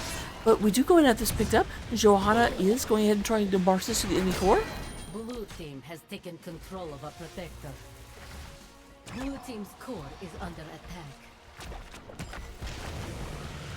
Making the decision that they cannot afford to race the protector. That's probably correct, but I'd probably still go for it. Because I'm a daredevil. This is Johanna just really trying to occupy the other team.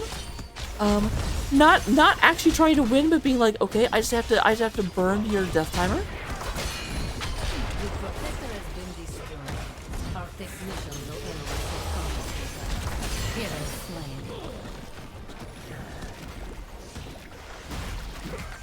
Obviously dies for that, but they did go in and stop their opponents from being able to make forward momentum and go for their own core.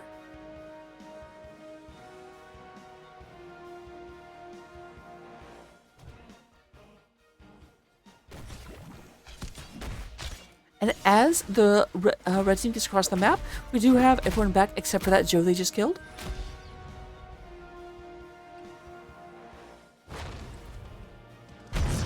So with that being taken care of, we do go and have Jaeger pushing their way forward. Red team has destroyed the fort. Blue team's core is under attack.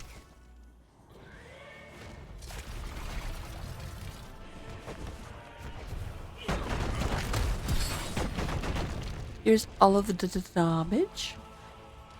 Damage.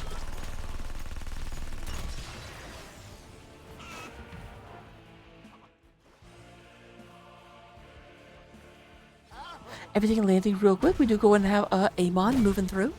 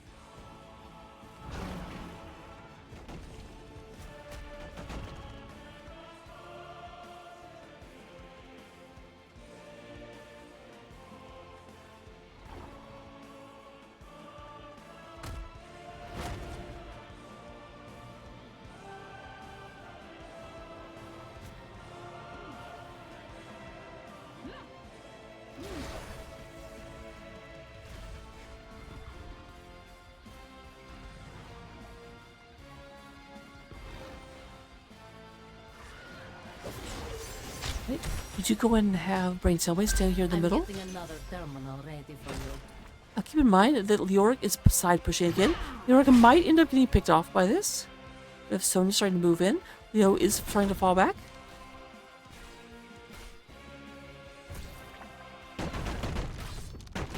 Alright, no real threat. I didn't really go for Leoric in that. Here's the thing, and this is a big problem for Minion miners, is that Braincellmates with that Entomb engage has a much stronger engage tool than they do. Secure it to activate the protector. Like, they've got Junkrat booping someone out of position, or maybe the laser drill if people don't just walk away, or like the shield. But the other side, Braincellmates, has the Silencing Entomb and the Hanzo Arrow and the Taunt and Judgment. Like, the ball is in Braincellmates' court. And to a certain extent, it feels like Minion Miners just has to stay back and wait for them to fail and engage, and then turn it around.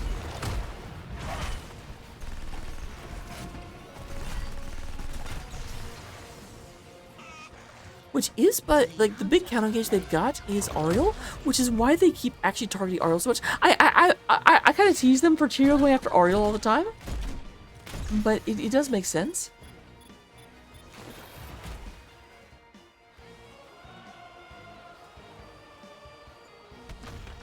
Ladies and gentlemen, start your engines.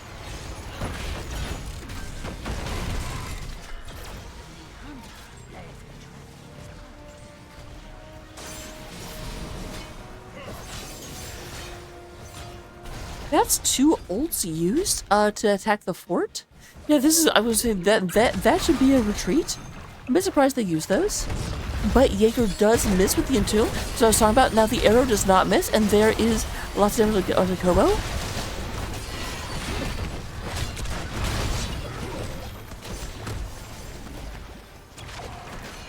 Alright, there's a lot of damage coming down. Himibo trying to get out of there. Nice body box going down, and that's going to be the first kill of the game.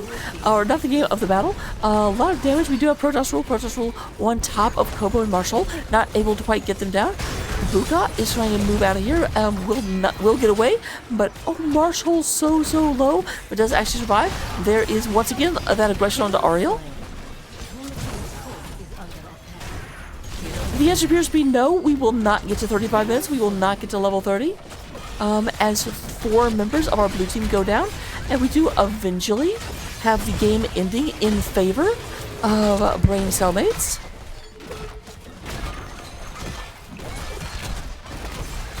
10 kills to 24. That was very much a like engage comp versus a counter engage comp, and that's the problem. The engage comp does have a little bit of an advantage in that, but once you get to just being able to snap necks towards the end of the game.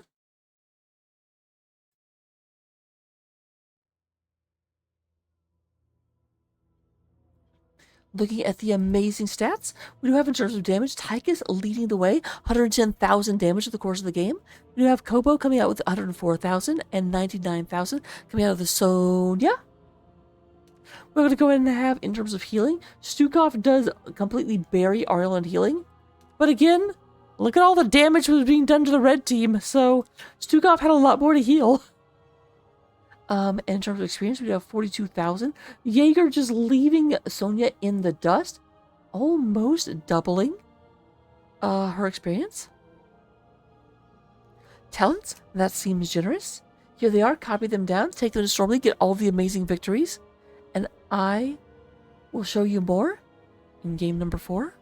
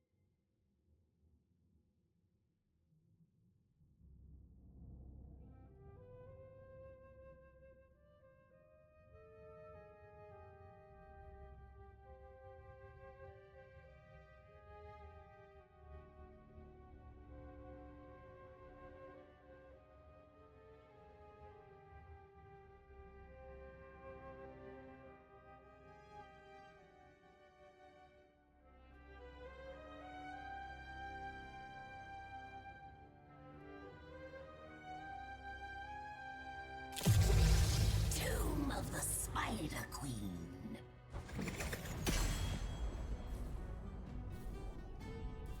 Hello, hello, ladies and gentlemen. Welcome. Man, we almost got to level 30. We almost got a 35-minute game. We're not going to get one this time. The Spider Queen is a very explosive map. Now, here's the big question. Will Minion Miners ban Stukov? Stukov was not as oppressive in game number 1, but... Oof. Ban Gall! God dang it. If Braincell wins this, I'm going to ask why they never banned Gall. They always banned Joe instead. Yeah, that's clearly one of the things we have to look at. And no, they don't ban Stukov. Are they going to take Stukov? They do have first pick.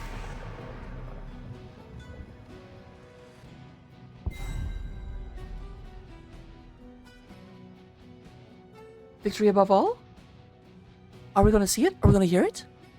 Inquiring Rakas want to know?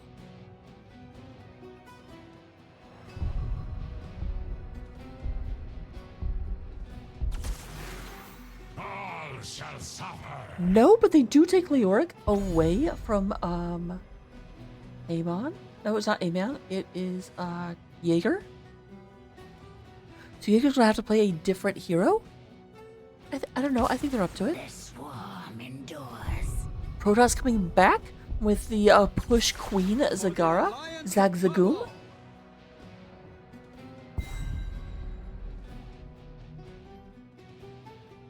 There's Amon.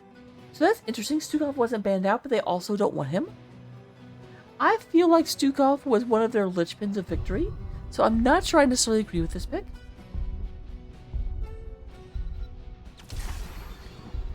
And Brightway.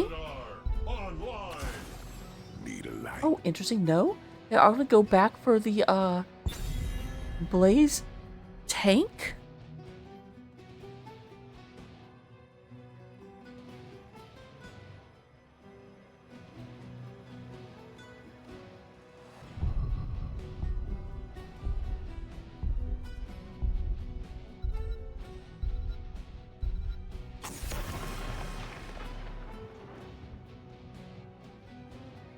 There's no tank taking yet.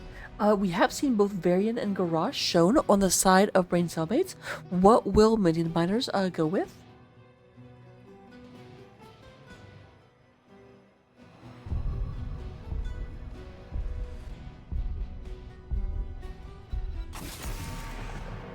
Okay, they do go with Garage, leaving Varian on the table. I do think Garage is more oppressive than Varian, so I get that. But you do unlock the possibility of father and son.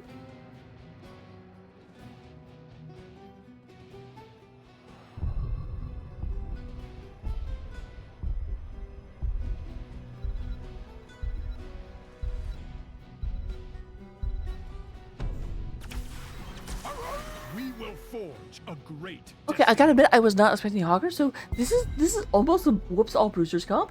Like, Zagara isn't really a bruiser, but she's an offlane pusher, and then Hogger's an offlane pusher, and then Varian can go bruiser build. And then Anduin's like, I'm here too! The real question is who's going to be the Tychus? Tychus will be so good on either side. And yep, there's Buka coming out. With Tychus, we do have Weskra on the Lucio. I like the Lucio. Lucio going to do a lot against Varian.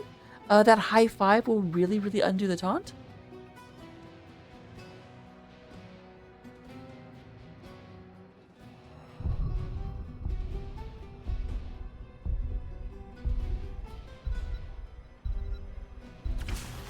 I stand ready. Vala la la la la la la la. We have the hyper carry Vala. Will we see the I almost don't expect to see the quest on this.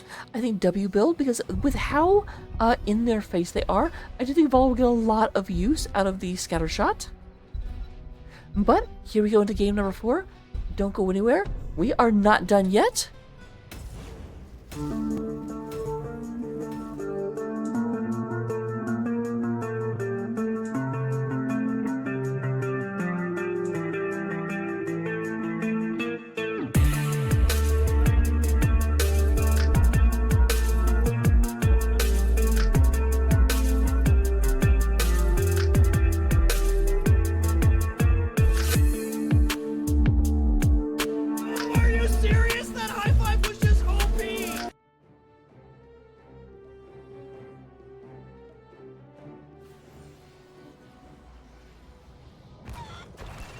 Alright, here we go into game number 4. We do go ahead and have Minion Miners trying to bring us back to an even series. Tychus being played by Buka. We do have Himibo onto that Blase. We're gonna go ahead and get Kobo. Oh, I like that spray. Kobo is playing the Mecha Tassadar online. We're gonna have Weskra playing Lucio, and Marshall coming out here onto the Leo. Take it away from the hated enemy offlaner. Speaking of the hated enemy offlaner, we do go ahead and get Jaeger is playing the Hogger. We're gonna have the Duke coming out here onto the la la la la. We do have Protoss Rule playing the Zagzagoom.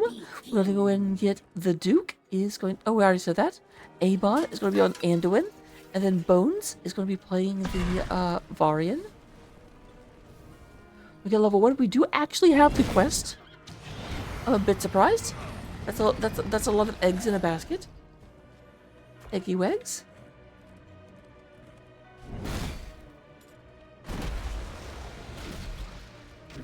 Alright, Duke down here getting started right away.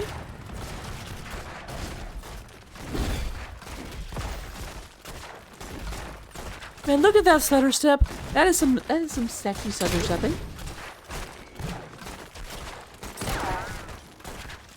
Like, I don't have the wherewithal to do this. I'm not good at it. But my god, if I was, I'd be so much a better player.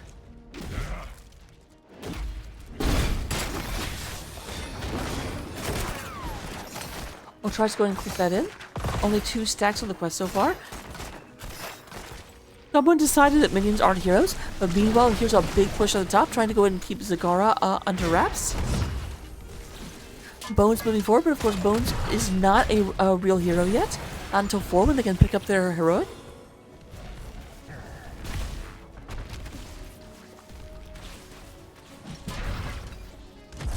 I remember when Varian came out, and you actually didn't get the heroic until 10.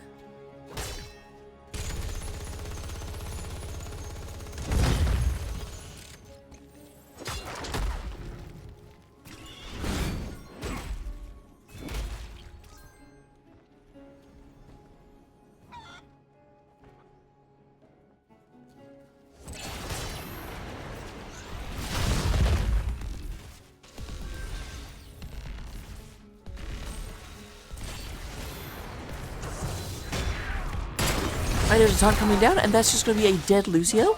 Lucio definitely cannot high-five himself, and also doesn't have high-five yet, you know, so that's a double victory for the side of Braincellmates. I'm going to go ahead and use this in order to push in. Their opponents have not taken their camp yet, so this is just pure pressure.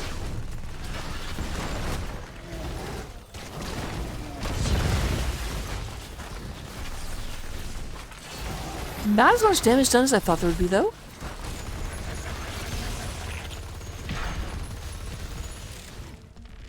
About a half level lead, a little bit less than that, on the side of Braincellmates. Coming up here and being on top of that Tychus, not able to really secure anything. And there's Himibo coming in, Bones not able to move out.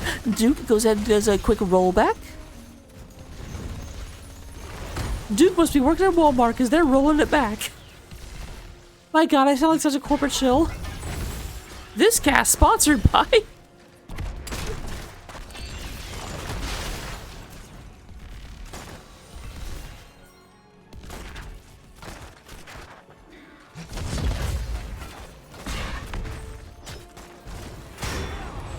There's the taunt. Not going to get a lot done. A couple more stacks to hit me. Maybe up to 23 stacks overall.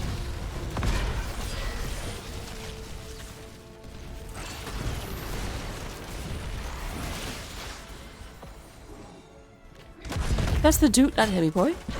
A little bit close.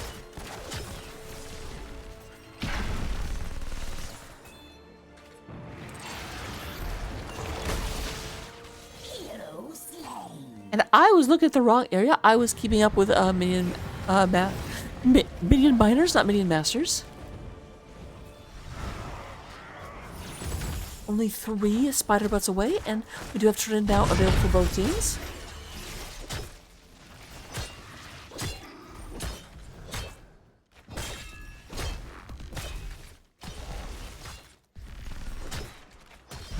Let's go turn in, thank you. No attempt made to stop this. And we did go and have the blue web weavers on their way out. Meanwhile, down at the bottom of the map, we did go and have Hogger and the Duke go and secure this. A little bit of free shots coming out onto Leoric. Hit me with your free shot.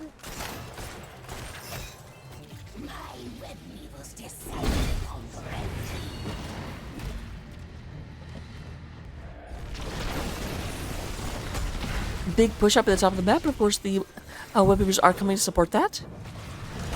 We do go and have first objective to Minion Miners. Now this objective is not as strong as the one on Garden of Terror, but it's still, you can get a lot done. It does look like they're pushing the boss lane as hard as they can. I say as they pull back and stop pushing it.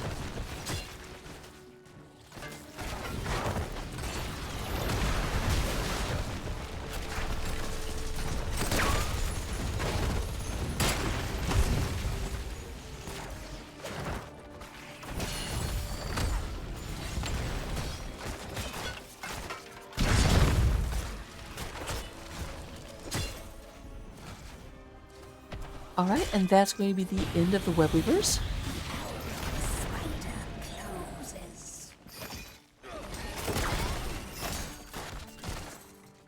Now keep in mind, we still have a full turn-in on the side of our orange team, and it's up in 2 seconds. Marshall going to come and check this, may regret that decision. No, it looks like we got a tussle going on in the middle.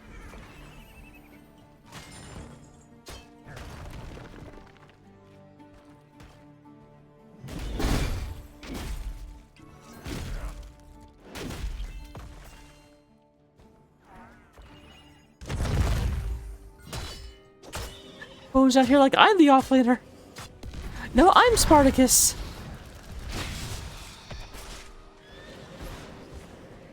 Alright, there's the turn-in. Westgren not going to let that happen. Charges forward, but does not go for the taunt, surprisingly enough. And there's a double stun for Baby Bow. Yeah, a lot of people here. As Bones not able to move out. There's a pull-out for Jaeger, but no saving Bones. The question is, does Bones need saving? We have the bunker going down for Blase. Ults are online and we are pushing into each other. Lots of damage going through. We do go and have Odin is commandeered. Lots of damage onto Jaeger. Jaeger going ahead and going to be cleaned up by Minion Miners. That is the first kill for Minion Miners of this game. So with that being said, we do go and have a lot of like lane pressure coming in.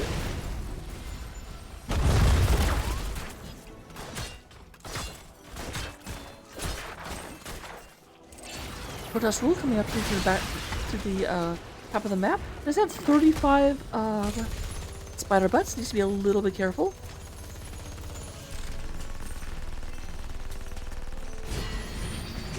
Protected by the way. Bone's going to go ahead and move down below. A, O, and also K. Meanwhile, we do go and have the Duke over here.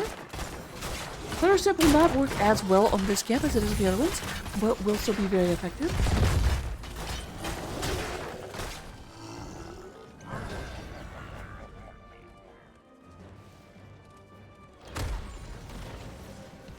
They really want to get this turn in. That is, many players have done a very good job denying their opponents the chance to turn in.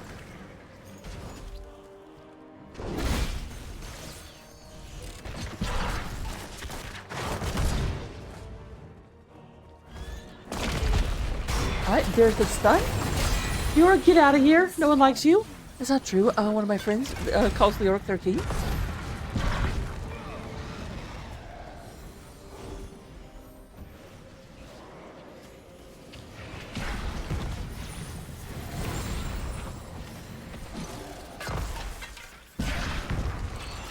Poor Bones, like, let me turn in. You guys are rude.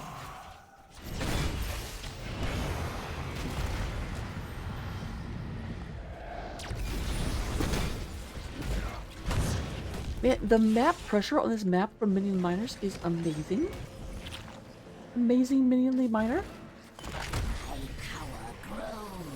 And yeah, the blue team gets it turned in. Or Braincellmates have been trying to get a turn in and just cannot get. Like, they're so close. Red team, defend yourselves or perish.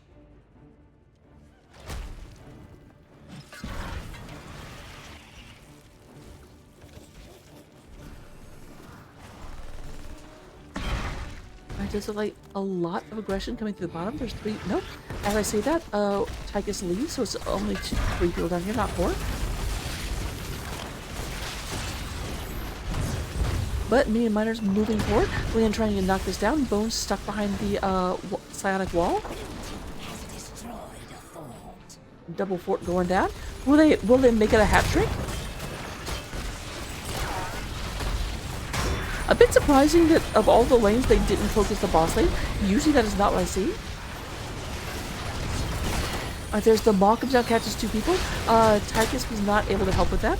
Lots of damage from Bow coming through.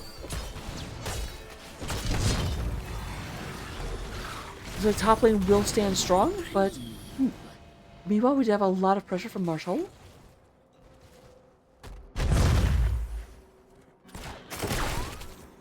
Now there's a double turn-in available for our orange team if they can just manage to get rid of the enemy team for a bit. There's Duke landing a lot of damage into Marshall. Oh, that's what he had dead Duke and a dead Bones.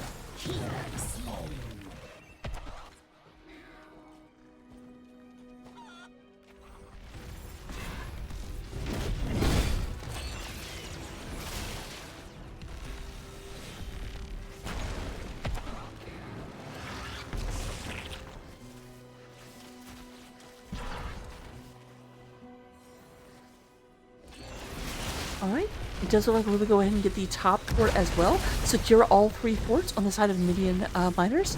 They definitely have a advantageous position. I've got to say, this series is going the distance. This is what we want to see from the last game of Div A.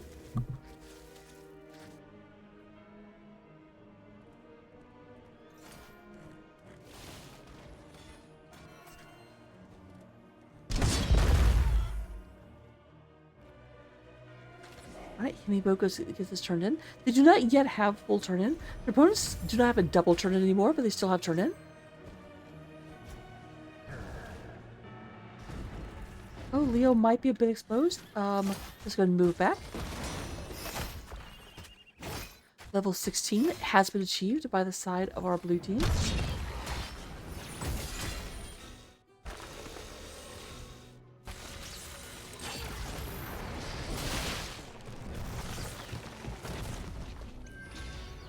So pick me up before you go, Bo.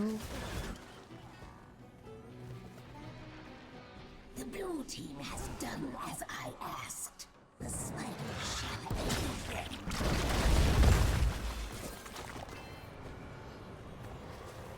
This is a third Web Weaver phase coming up for our blue team. Like, that is the biggest difference. It's not, like, it's 3 kills to 3 kills. Both teams are roughly even. But the objective pressure coming from our blue team is just absolutely burying Braincellmates. There's Bone Push, just a bunch of damage, but there is a very, very nice stun coming out. We do have the Nidus comes out. Now they do get Anduin going down. Bone's also going to go down. That is 2 down for the side of Minion Miners. And Minions are moving their way forward. We do have Odin out, doing a lot of damage to this. All 3 lanes have spiders pushing in. There's a second kill into Vala. Vala down to 15% bonus attack speed.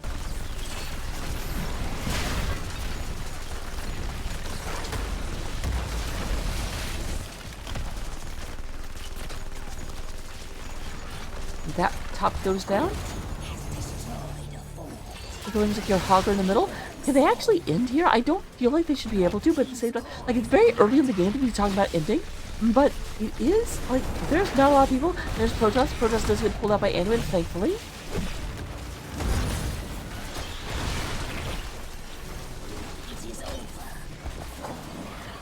They are going to get all buildings down. Unless you count walls, which I do not count walls as a building. So yeah, this is the first time we've seen Minion Miners, like, objectively up. Like, the other game they won, it was kind of a back and forth squirrely fight, and then they ended up taking a late game. This time Minion Miners are just absolutely, like, destroyinating this map.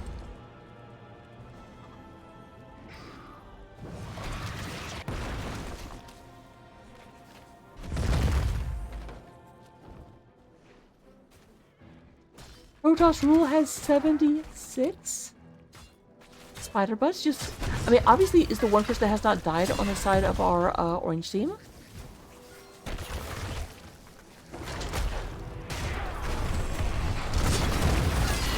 Alright, here we go. Moving in. Lots of damage. We do go and have Lucio. There's the nice one comes up, catches 2 people.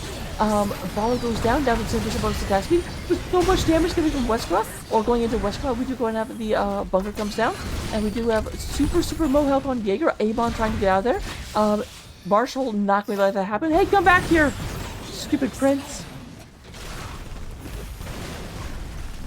That is an advantage for the side of Minion Miners as 2 people go down. Now, can they end here? It's close. I don't know if they can or not. But they have a massive wave coming in from bottom.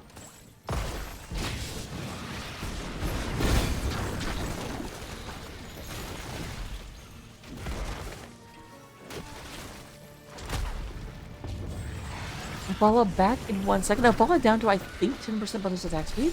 So it's not the absolute threat that she might otherwise be.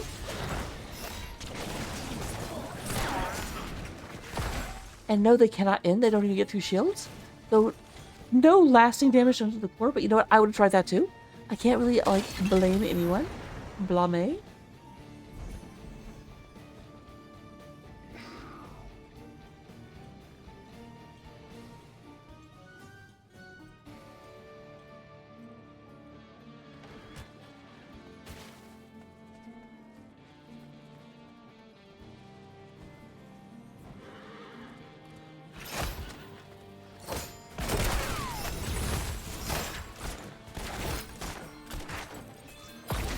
They almost have double turn it again.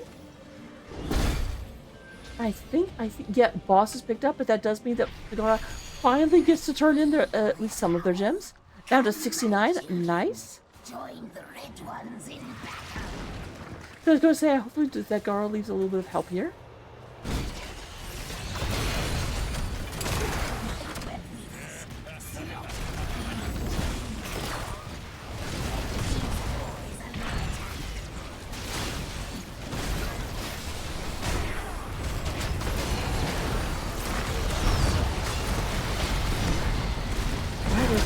Probably goes ahead and move back. I'm going to get back into the healing energies of the core, but this does mean that the quartz or the nexus is exposed. That's the name of it.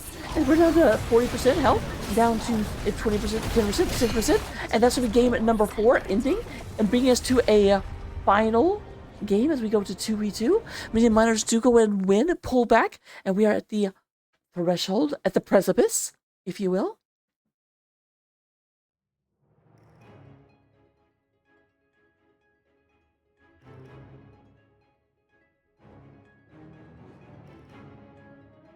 Alright, looking at our amazing stats. We do have Protoss Rule coming out with 56,000. In terms of the overall damage, Viora comes in with 50,000 and Tychus with that 47. Healing wise, we do have Lucio out healing the Anduin, 67,000 versus 42. And then that ever important side soak. Basically a dead heat, and actually that's a feather in Marshall's cap because it is hard to keep up with Zagara. But 15,000 over the course of a 17-minute game. Told you we would not go 35 minutes. Talents, here they are. Amon and Duke do not want to show you their full build. But. Please don't go anywhere. Stick around. We're going to juke and jive in game number 5. I've never had to rhyme 5 before. I'm sure I've done a game 5, but I wasn't doing the whole, like, rhyme outro thing. Eh.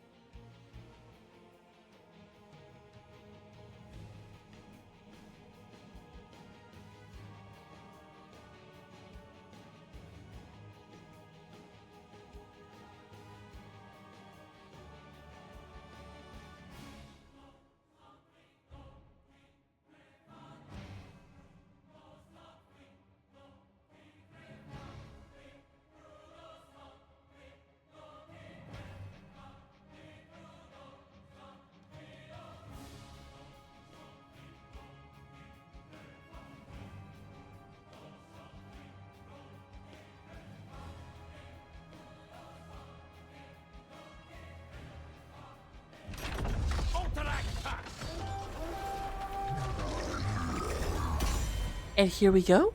Wait, wrong one. You can't see my face. Here we go into game number 5. This is the one where all the marbles are decided. I'm just going to point out, every game that Braincellmates has Stukov, they win. Every game Braincellmates doesn't have Stukov, they lose. I'm just saying. So we're going to have Cho being banned out. And there, okay. Looks like Minion is listening to me because they go ahead and ban Stukov out first and foremost. First time that's ever happened. Usually Stukov has sometimes the third ban, but the first ban is unusual. It is unusual. There's the Junkrat. And will we have the Zagzagoom? I don't know. Like, Zagara did not have that oppressive nope. They're going to get rid of the Tyrael instead.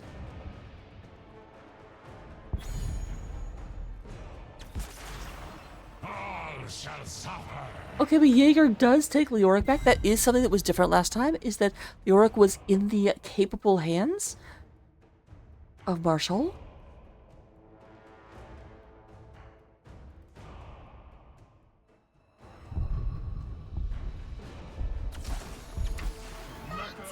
Right, there's Kobo and Weskra coming on out. Coming on out, now they're coming on out.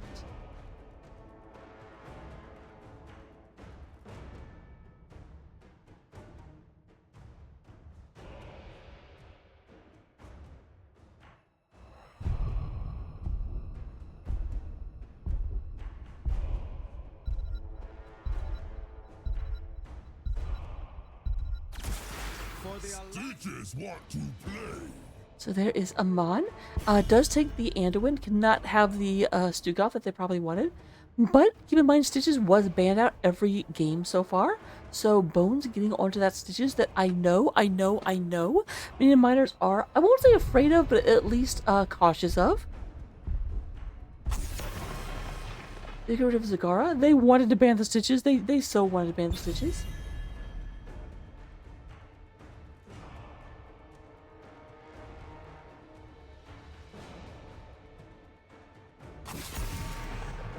Andubarak, Andubarak, Andubarak, Andubarak. I don't mind that. I was actually just thinking of Andubarak because he can back cap, and just like go in and end up getting an objective started whenever you don't realize he's gone necessarily.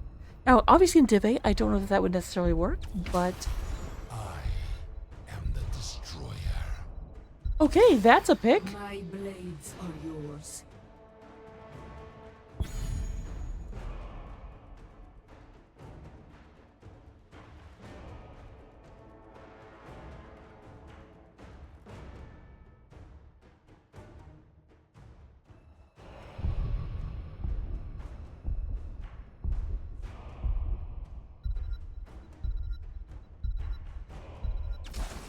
Let's fly. There's a Protoss rule. Here we go again. And the Duke. So you have Chromie coming back. I do feel like this is very similar to their first draft. Obviously they have Stitches and Anduin instead of Stukov and Zagara. But other than that, I think it's identical. I think they had Falstad and Chromie. Now we do have Buka coming back with the Nova, which has not been seen since I think game 2, but they did win game number 2. So I'm excited to see what happens here. Let me know who you think is going to win. We are in game number 5. This match has gone the distance. It's been going for speed. After these messages, we'll be right back. By these messages, I mean a loading screen.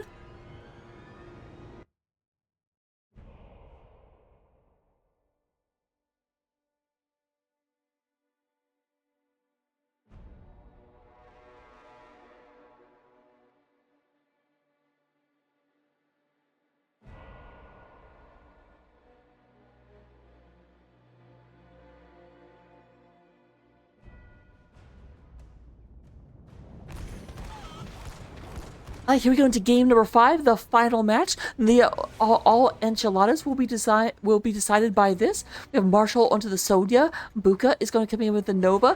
Kobo is going to be onto the Tassiface. Weskra is going to be onto the Bright Wing. And then allying with Little Dragon, we do have Big Dragon as Himibo, who will be playing the Death Wing.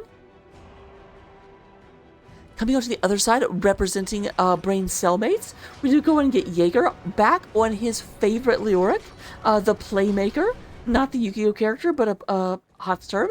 We have the Duke onto the Chromie. Bones is going to be playing the Stotches. Amon is going to be coming out here onto the Anduin. And then here at the bottom of that, oh my goodness! Almost got out of there, but we do have the first blood going to the side of Braincellmates very, very early. Protoss Rule coming out of here. Man, the GLHF had not even faded yet, and already the Tiny Dragon was tiny dead.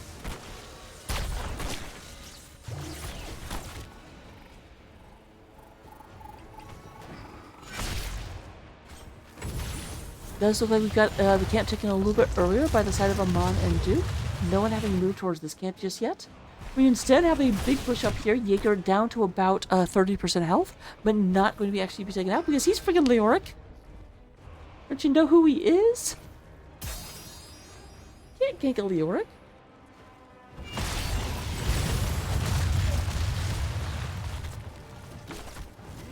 That which is dead can never be ganked. I'm pretty sure that's the oh, whatever that Game of Thrones group is. The sailor people. Greyjoy? Is it Greyjoy? We do go and have Tassar going down while I'm talking about Game of Thrones stuff for some reason. I'm a good caster.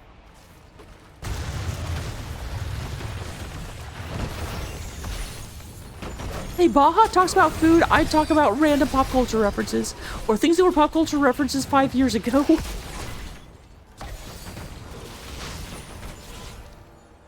Alright, we do have the front wall being taken down. 2 kills so far on the side of Braincellmates. This team is on fire. I told you, pop culture references from 5 years ago.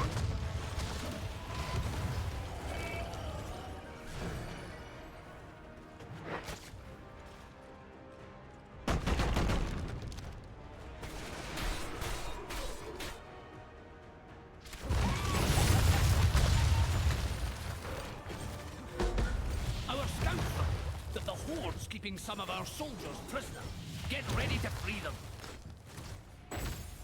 Your scouts would report that. I do love this. This is one of my... Thank you, for real.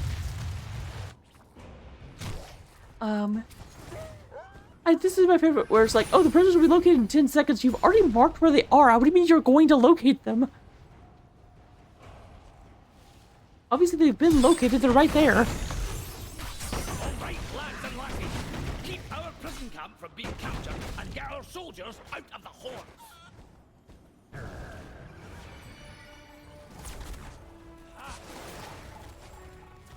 Yeah, Bones, you knew that would work.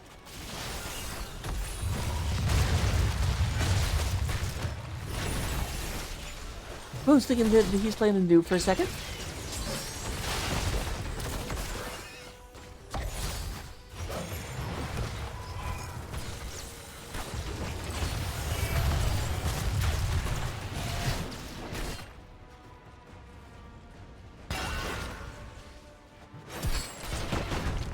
There's Marshall moving back.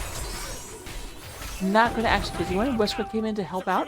But while that was happening, we do go and have Braincellmates go ahead and move up and start moving into this.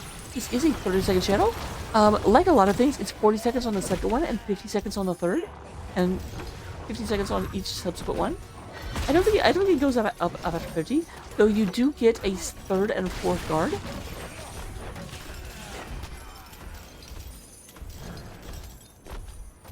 Alright, and here they come. Brace yourselves. The horse raiders will be here soon.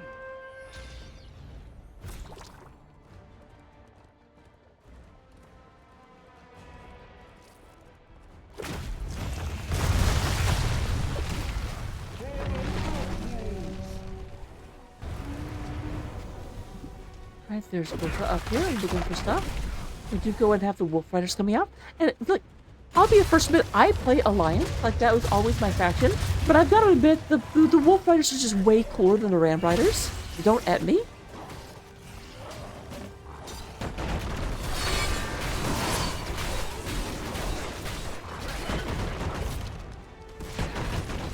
we are gonna have to hungry for more. Up to 16 stacks thus far. Remember, at 20 and 40 and etc. Stitches goes faster.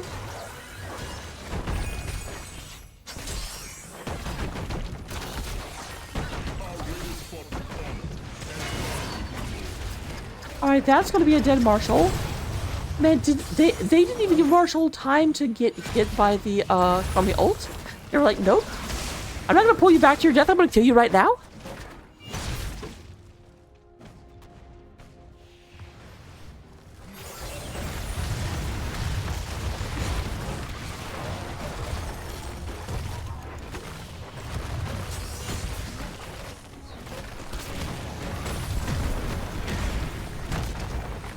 Alright, and this is going to be Braincellmates securing the bottom of the map. Are they going to run straight top and go in and get both bosses pushing? That's what I would do, but that probably means it's the wrong play.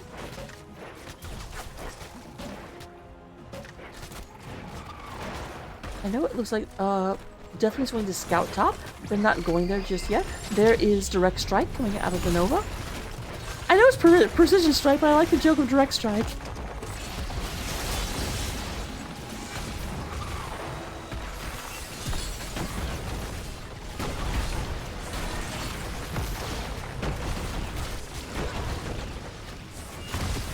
And with that, no, they don't. Oh my god, someone hit it.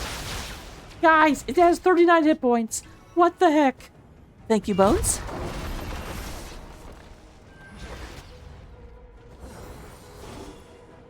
I was gonna have a moment.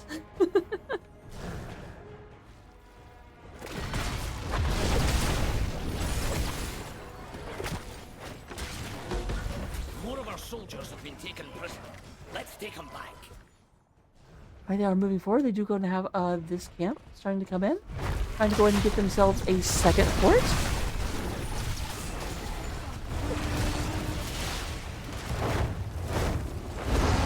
Right, there's Rainbow diving into danger. Now, we do have Entomb coming out of the reorg, which is not surprising, but the big thing to remember about Entomb is that it is one of the only types of control that works on Deathwing. Deathwing is immune to crowd control, immune to silences, immune to just about everything, but he ain't immune to walls.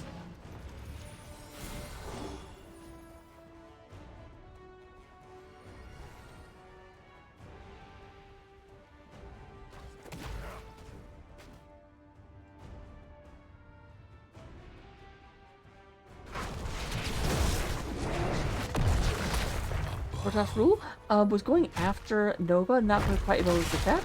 Amiibo looking at this. Nothing doing.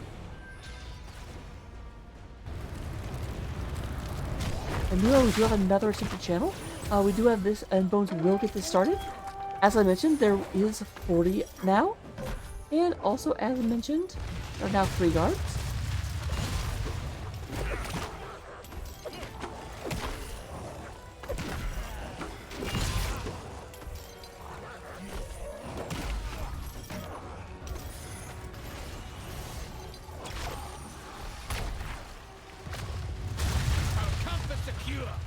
This is they didn't have Falset. Falset was busy trying to get damage done elsewhere. I did go ahead and push through the wall. We are at level 13 all, but a little bit closer to 14. A lot closer to 14 actually on the side of Braincellmates.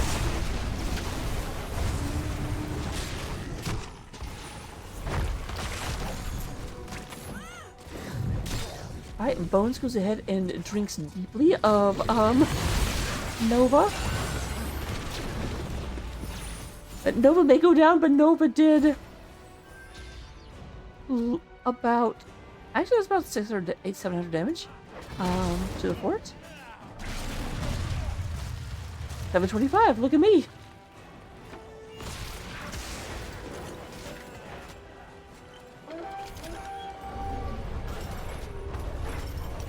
Alright, going to try and get this finished off. Nova was down, and it does look like Bones is making a play for this. Won't try and get it though. They're looking at Marshall. And here come another set of Wolf Riders. Riding tall.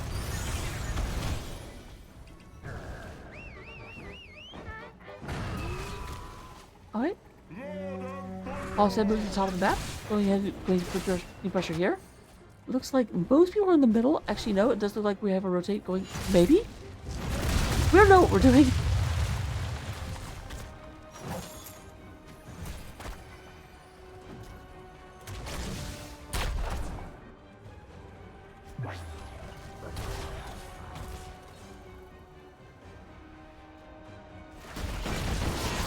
I am Marshall in the middle. We do go and have the black hole did go ahead and just stop Jaeger for just a second.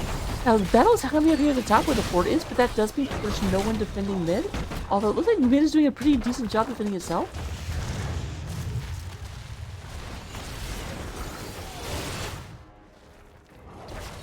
Yeah, did not have a huge wave coming with it bottom either. Oh my gosh, great hook. It goes in and catches a Tastar. Tastar going to come out and immediately get stunned. And that's just going to be Tastar getting nom eaten for lunch. So there's the third and final fort, at least for the side of Minion Miners. It will take more than that to stop the problem. This is what we've got the top boss being taken right now for Braincellmates. No response from Minion Miners. They are down Tassadar. They can't really engage into this. They're also down a talent tier.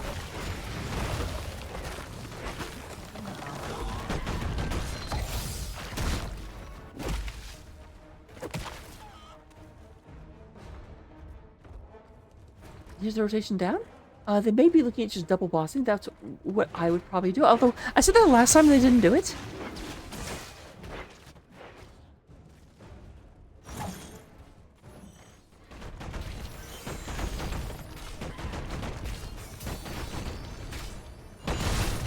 Alright, everyone is up. Like, this is a little bit dangerous, but they do go ahead and go nom onto the Sonya. Nice reaction from Sonya. Does go ahead and get out of there. Jaeger tries to get that, but won't be able to do so. They're fighting, but Tassadar and Nova are not here, so this might be a little bit of a ill-proposed fight, we can say.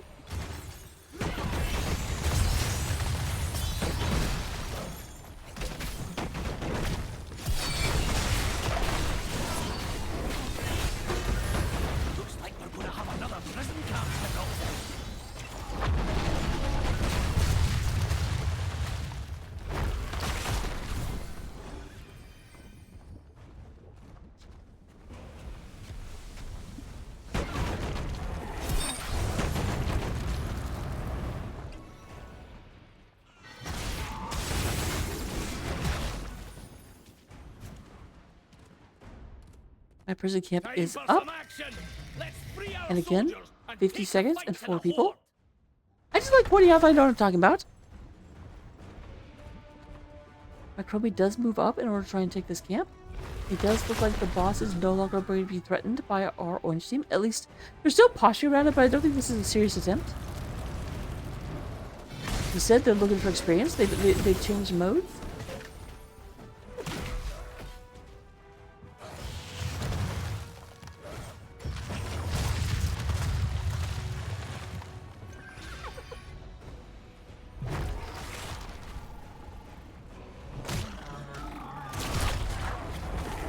They are doing this. They don't have Sonya or Tassadar yet, so that's going to be a problem. And Bones is moving in. Are we going to have an engagement down here? We might. A lot of people are in the area. We do have Tassadar going nom. However, Marshall goes in and lands, but there is a big gust getting out of dodge, and Hero does get a fear that saves everyone, but the dragon will go down.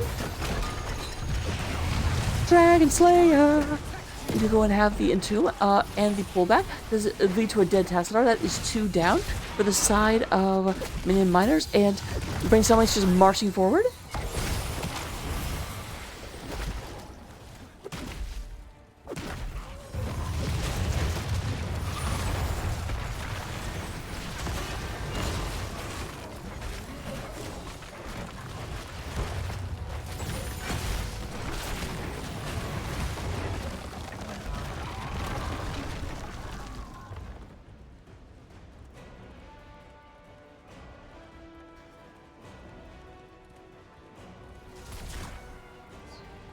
We have boss going to the bottom lane. We do go and check this. No one's on it.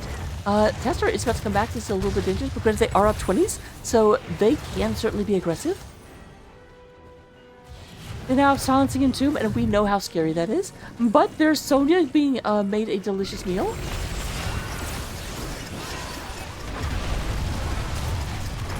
There's the wind tunnel. Marshall went in. That must have been the spear talent. No, actually hit someone with a spear. I'm surprised.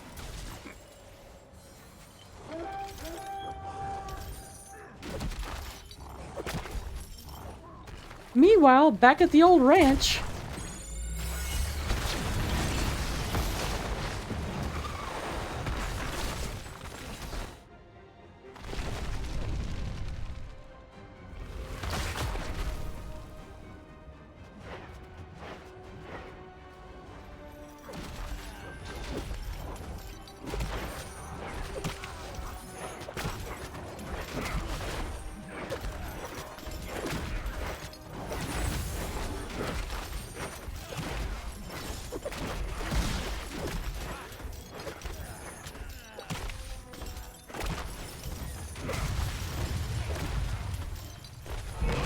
The horde's taken our camp. Get ready to stop their raiders.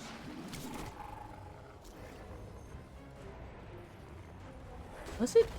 Because Kobe's level 20 brought them there, and then all of a sudden Sonya was there. And Kobe's 20 definitely brought Sonya back into the fight, but then Sonya was deeper in. I don't think that was the 20.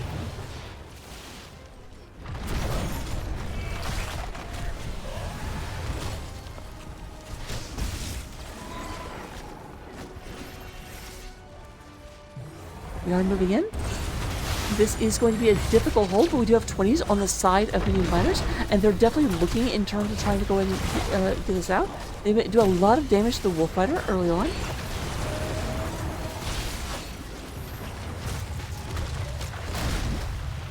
Meanwhile, Sonya has been fighting the bottom one by herself, which does mean that it will have a lot of damage done to it, without a lot of counter-aggression by the side of Braincellmates.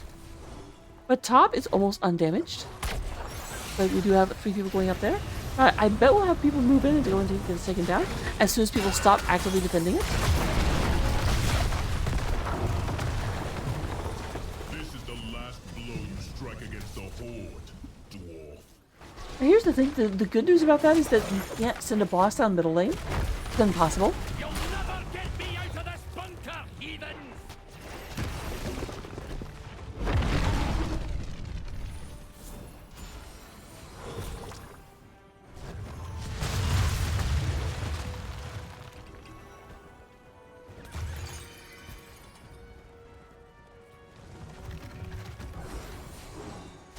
Alright. Both sides forming up. Hatches the Tassadar. Oh yeah, you can see them moving, being trying to get it out from behind that Deathwing booty. I am starting to see why they ban out Stitches every game. Stitches is doing very, very well here.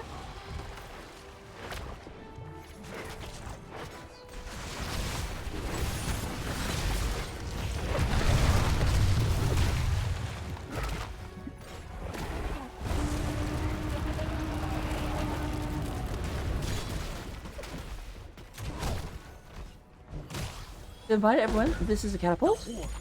The Reaper menu is a catapult. I love that it still says continual catapult, but then spawns Reavers, which I don't disagree with. It's just kind of funny.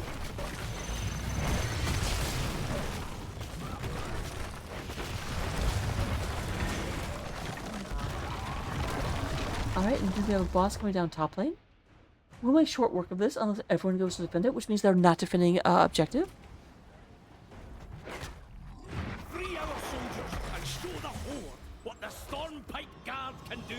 Yeah, Marshall needs to be a bit careful, was a bit forward, but should not be punished for that.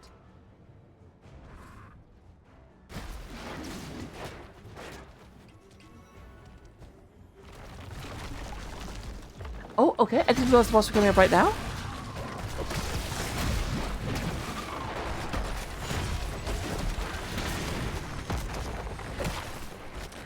Actually, Delta, Homie has a level 20, she just gets it 2 levels early.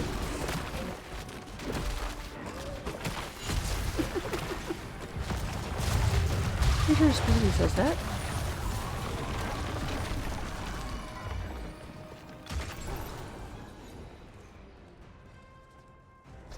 Does it not say it? That's annoying. I know that's what it does, but I thought it actually specifically said that on Chromie somewhere.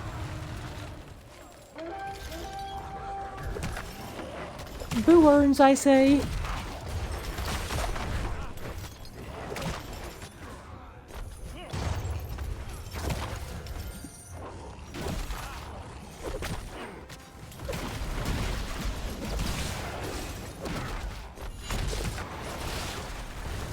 So they did save top. I don't think they're saving this one. It's such a good choke coming out. I mean, choke, not in terms of like the team is choking, but choke isn't like a chokehold. Like, they're just slowly taking the air out of their opponents.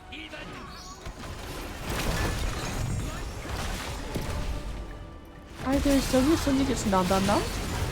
Nom nom nom.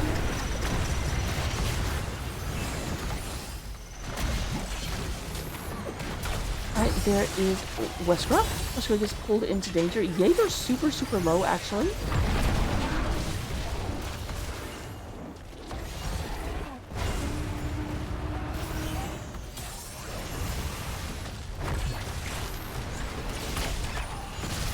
Yeah, Jaeger trying to survive. I'm not sure they'll be able to do so. Oh my goodness. Jaeger! They came at Jaeger with everything they had. Not quite able to finish it off, but it was close. It was very close.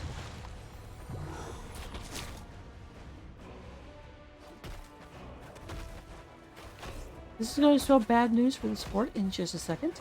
Because here comes another wave. But meanwhile, like, it's just one of those things where you can't fight battles in all the fronts you need to fight battles on.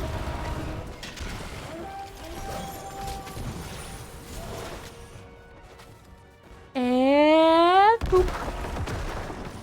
No armor plates left.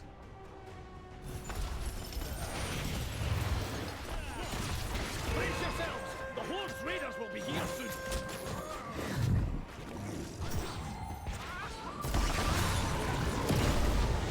Alright, lots of damage going through. Oh, that was actually a dope. Like, Brightwing didn't try to save the Test Star, but that means that 2 people are dead. That's probably the end of the game, honestly. The death timers are long enough. I do not know if they can survive that. Marshall goes down as well. They do lose fall stat, which is important. I don't know that it really matters. Jaeger getting on top of Hinibo. Obviously, Leo is definitely his least favorite person in the world. GG is called by Hinibo. I do not disagree with that call. We've got this coming in. We've got only 2 defenders. And there goes Vandor Stormpipe. F's in the chat for Vandor Stormpipe.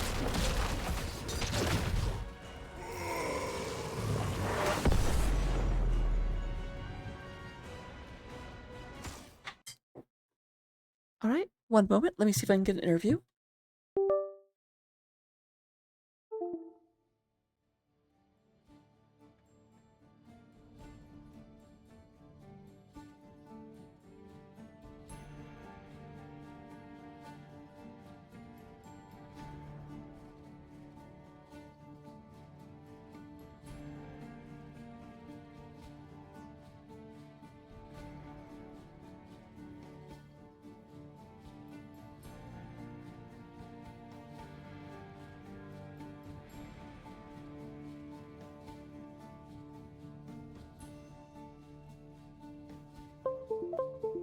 Alright, so looking at the stats while I wait to see if anyone's going to be joining me, I do go ahead and have, in terms of hero damage, 61,000 damage coming out of Buka. We have 46,000 from Hinibo. Top 2 damage on the blue team, but they just weren't able to actually get the kills. They did a lot of damage, but no actual murder. We do have 36,000 from Protoss Rule. And to win healing out of his mind, once again, just about double the healing of Brightwing. Very, very close to it. About 10,000 short. And then in terms of experience, we do have Jaeger coming out here onto the 22,000. Side soak does out soak the Marshall. Hello, it looks like we're getting joined by the entire team, or just about. The last one should be coming here shortly. Is that a coward? How dare, first of all. There we go. Okay, so first and foremost, how are you guys feeling? That was quite the series. That was great. That's Very the good. BCM special is winning it in 5 games. Maximum content gamers. Yeah. Mentally Do it for the exhausted. viewers. Yeah, we've won in 5 games the whole season. It was only 3-game series for most of it, but we did it anyway. I mean, we opened the season, I think, losing 5 straight matches, and 4 of them were 1-2. So we've been playing, going the distance all season. Well, I definitely like. It's interesting because like game number 1 and game number 5, you guys completely you came up with a plan. You executed it amazingly. But my God, game number 3, I was not necessarily in your camp. I did not think you were going to. I won't say I don't think you were going to win, but I definitely was not convinced until the end. That was a mentally exhausting game. That was a certainly chess a long one, match. yeah. That was a chess match at least the last 20 minutes of the game. That was mentally exhausting. Minion miners, they're just one hell of a team. They're very good at what they do, and that was a really good series. That's one you play for. And No, I very feel much. like a lot of that series was played in draft. We Yeah. definitely did a lot of scouting and conversations on how we wanted to play everything, and it went pretty well. I think we. Yo, definitely shout out answered to most of the our chief scouting officer Amon for shit. 100%. big W. Yeah, thank you. I will warn you. I think I did this the entire time. I'm always accidentally calling you Amon because I play too much StarCraft. Amen. Yeah, your Lord and Savior. just not mine. Yeah, you're ours. Let's be real. That was a MVP stitch right there, that last game. Yeah, the hooks are wild. They played 4 games and they forgot about the stitches. They're like, he's not that good. We'll leave it open. I did definitely notice that it kind of felt like it was like, oh, okay, we don't have to ban the Tyrael. Okay, we should ban the Tyrael. Okay, we don't have to ban the Stitches. Okay, we should ban the Stitches. We did appreciate them having those oversights, definitely. Made our lives easier, but they were close games all the same. Yep. So I do have Could've to been anyone's set. I do have to ask, since you said you did so much scouting, was there anything that came out of this series that you weren't like necessarily prepared for or surprised by? No, you know, I The Nova and Rag were. Nova Rag combo was big. Yeah, the They Nova Rag ran was it tough. one time. Yeah, Nova the and curse draft was really tough. We couldn't push we'd get so many advantages, and they managed to keep the game going with Nova Rag. I would say I would give them credit on the what was it, the Tomb game. I really thought that was in our favor, and they really just destroyed us in it. Yeah, it's one of those things where it was like, I don't want to oversell it, but it's like, you guys clearly won games 1 and 5. They clearly won 4, and they kind of were slightly ahead for 2. I won't say they clearly won it, but game 3, the almost 33-minute game, is definitely the that should have been game 5. When you do this again, I need you to switch those two. Nobody will know. We'll do our best for you. I'll just upload them and just like swap them. It's such a weird map. You know, the objective doesn't do too much, and it's just that chess mass of, you know, just where you're gonna go, just position always correctly. So I do have to ask, this is obviously a meme, but I said I would ask it. What is it that you guys continuously ban Cho and never ban Gaul? Ooh, that's a good question. That is a good I mean, question. Gaul can't really go anywhere without Show. No, We just forgot. lump the flesh, right? So get the legs, you get everything else too. It's a tank respect, honestly. I don't know if you ever seen him play Drogal, but it's nasty. It's Oh, yeah. I definitely had, but every time I'm banning, I always ban Gaul because I feel like nobody bans Gaul. Show is Yeah, easier to find if you you click the lost tank your tab love. because there's so few of them. Our favorite part of tonight was when our captain told us it was his birthday like 2 minutes before the match, so we got him. Oh, well, happy Hey, gotta birthday. motivate him somehow. 3 cheers for I'm not wearing my Scorpio shirt, I'm mad. Oh, what's a pity. My birthday, not that it matters to anyone, but was last Thursday. So We're close. Happy belated to you birthday. also. Happy Yeah, belated happy birthday. You can celebrate with us. Yay! I will tell you, I will be celebrating by going to bed. A Same. wonderful celebration. Heard that. But those are the questions I had for you. Let me turn it over to you for any shout-outs you might want to give. Just to my wonderful team. It's been a great season. Been very nice seeing everyone grow together and get our synergies going, you know? Yeah, I mean, we said it earlier, but like we lost like 5 games in a row, and then we didn't lose again after that. I just the arc of the season was just absolutely phenomenal. Yeah, we went 4-10 in the first 5. We had a break, and then honestly, the game after break was against Lisbam Dahaka, which is a break off of our team from last season. So I think if we would have lost that would have been, the nail in it. And I think we were not in playoff range. We had to basically win out, really, to even get a shot. And I think things just clicked. We worked on our hero pools.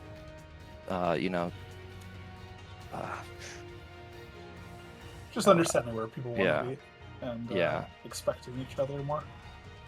If you want to learn how to win, you must first learn how to not lose. And I think we found learned all quite a lot of 1,001 ways to lose. Wait, is So- this where we shout out the poll into Junkrat Bomb? That was the worst Yeah. loss in the beginning of the season. I don't know. Yeah. That was Isn't the that best loss if you ask me. That was because of me, right? I pulled that in. No, yeah, No, that's you. Amon you. pulled Duke. Yeah, No. No, Stupid. there was one. There was God. one that I did pull a Junkrat bomb into us. I think there was something I pulled into us, and we almost all died. But it wouldn't surprise me. My personal favorite thing like that is when someone pulls in the Diva Bomb. oh There you yeah, go. I've done that a million times. Or Garrosh throw the Diva Bomb. Yeah. Yeah, on accident. I would say a shout out to our opponents because that was a great series. We knew it was Absolutely. going to be tough after watching their semifinals against Gen M, which is also a very good team. Shout out to my wife for watching. I love you. And shout out to Bones for hard carrying us through the playoffs. It's team effort. That's the first thing about this game. Team effort. yeah. We all got to do our roles, but honestly, we got hot at the right time. I mean, to beat the 3, the 2, and the 1 seed. I mean, that you couldn't ask for a more fun and better way to end the season. But it was we had great competition all year, and Definitely. the fact that we Very- stuck together after that break and gave it our best. We were just talking about we all talked about is this the right fit for everybody, and just found it the last month and a half, 2 months, and Yeah, it's been really good. I'm glad we stuck to it. No good Definitely. story starts from things going right. So it makes for a good story.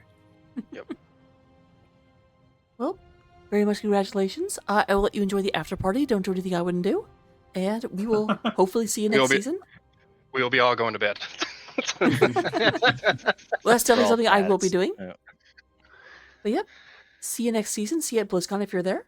And have a good one. Thank you. Cheers. Thanks for casting so much. Thank Really you. Yes, appreciate it. thank Yeah. you. Much appreciated. Of course. Definitely.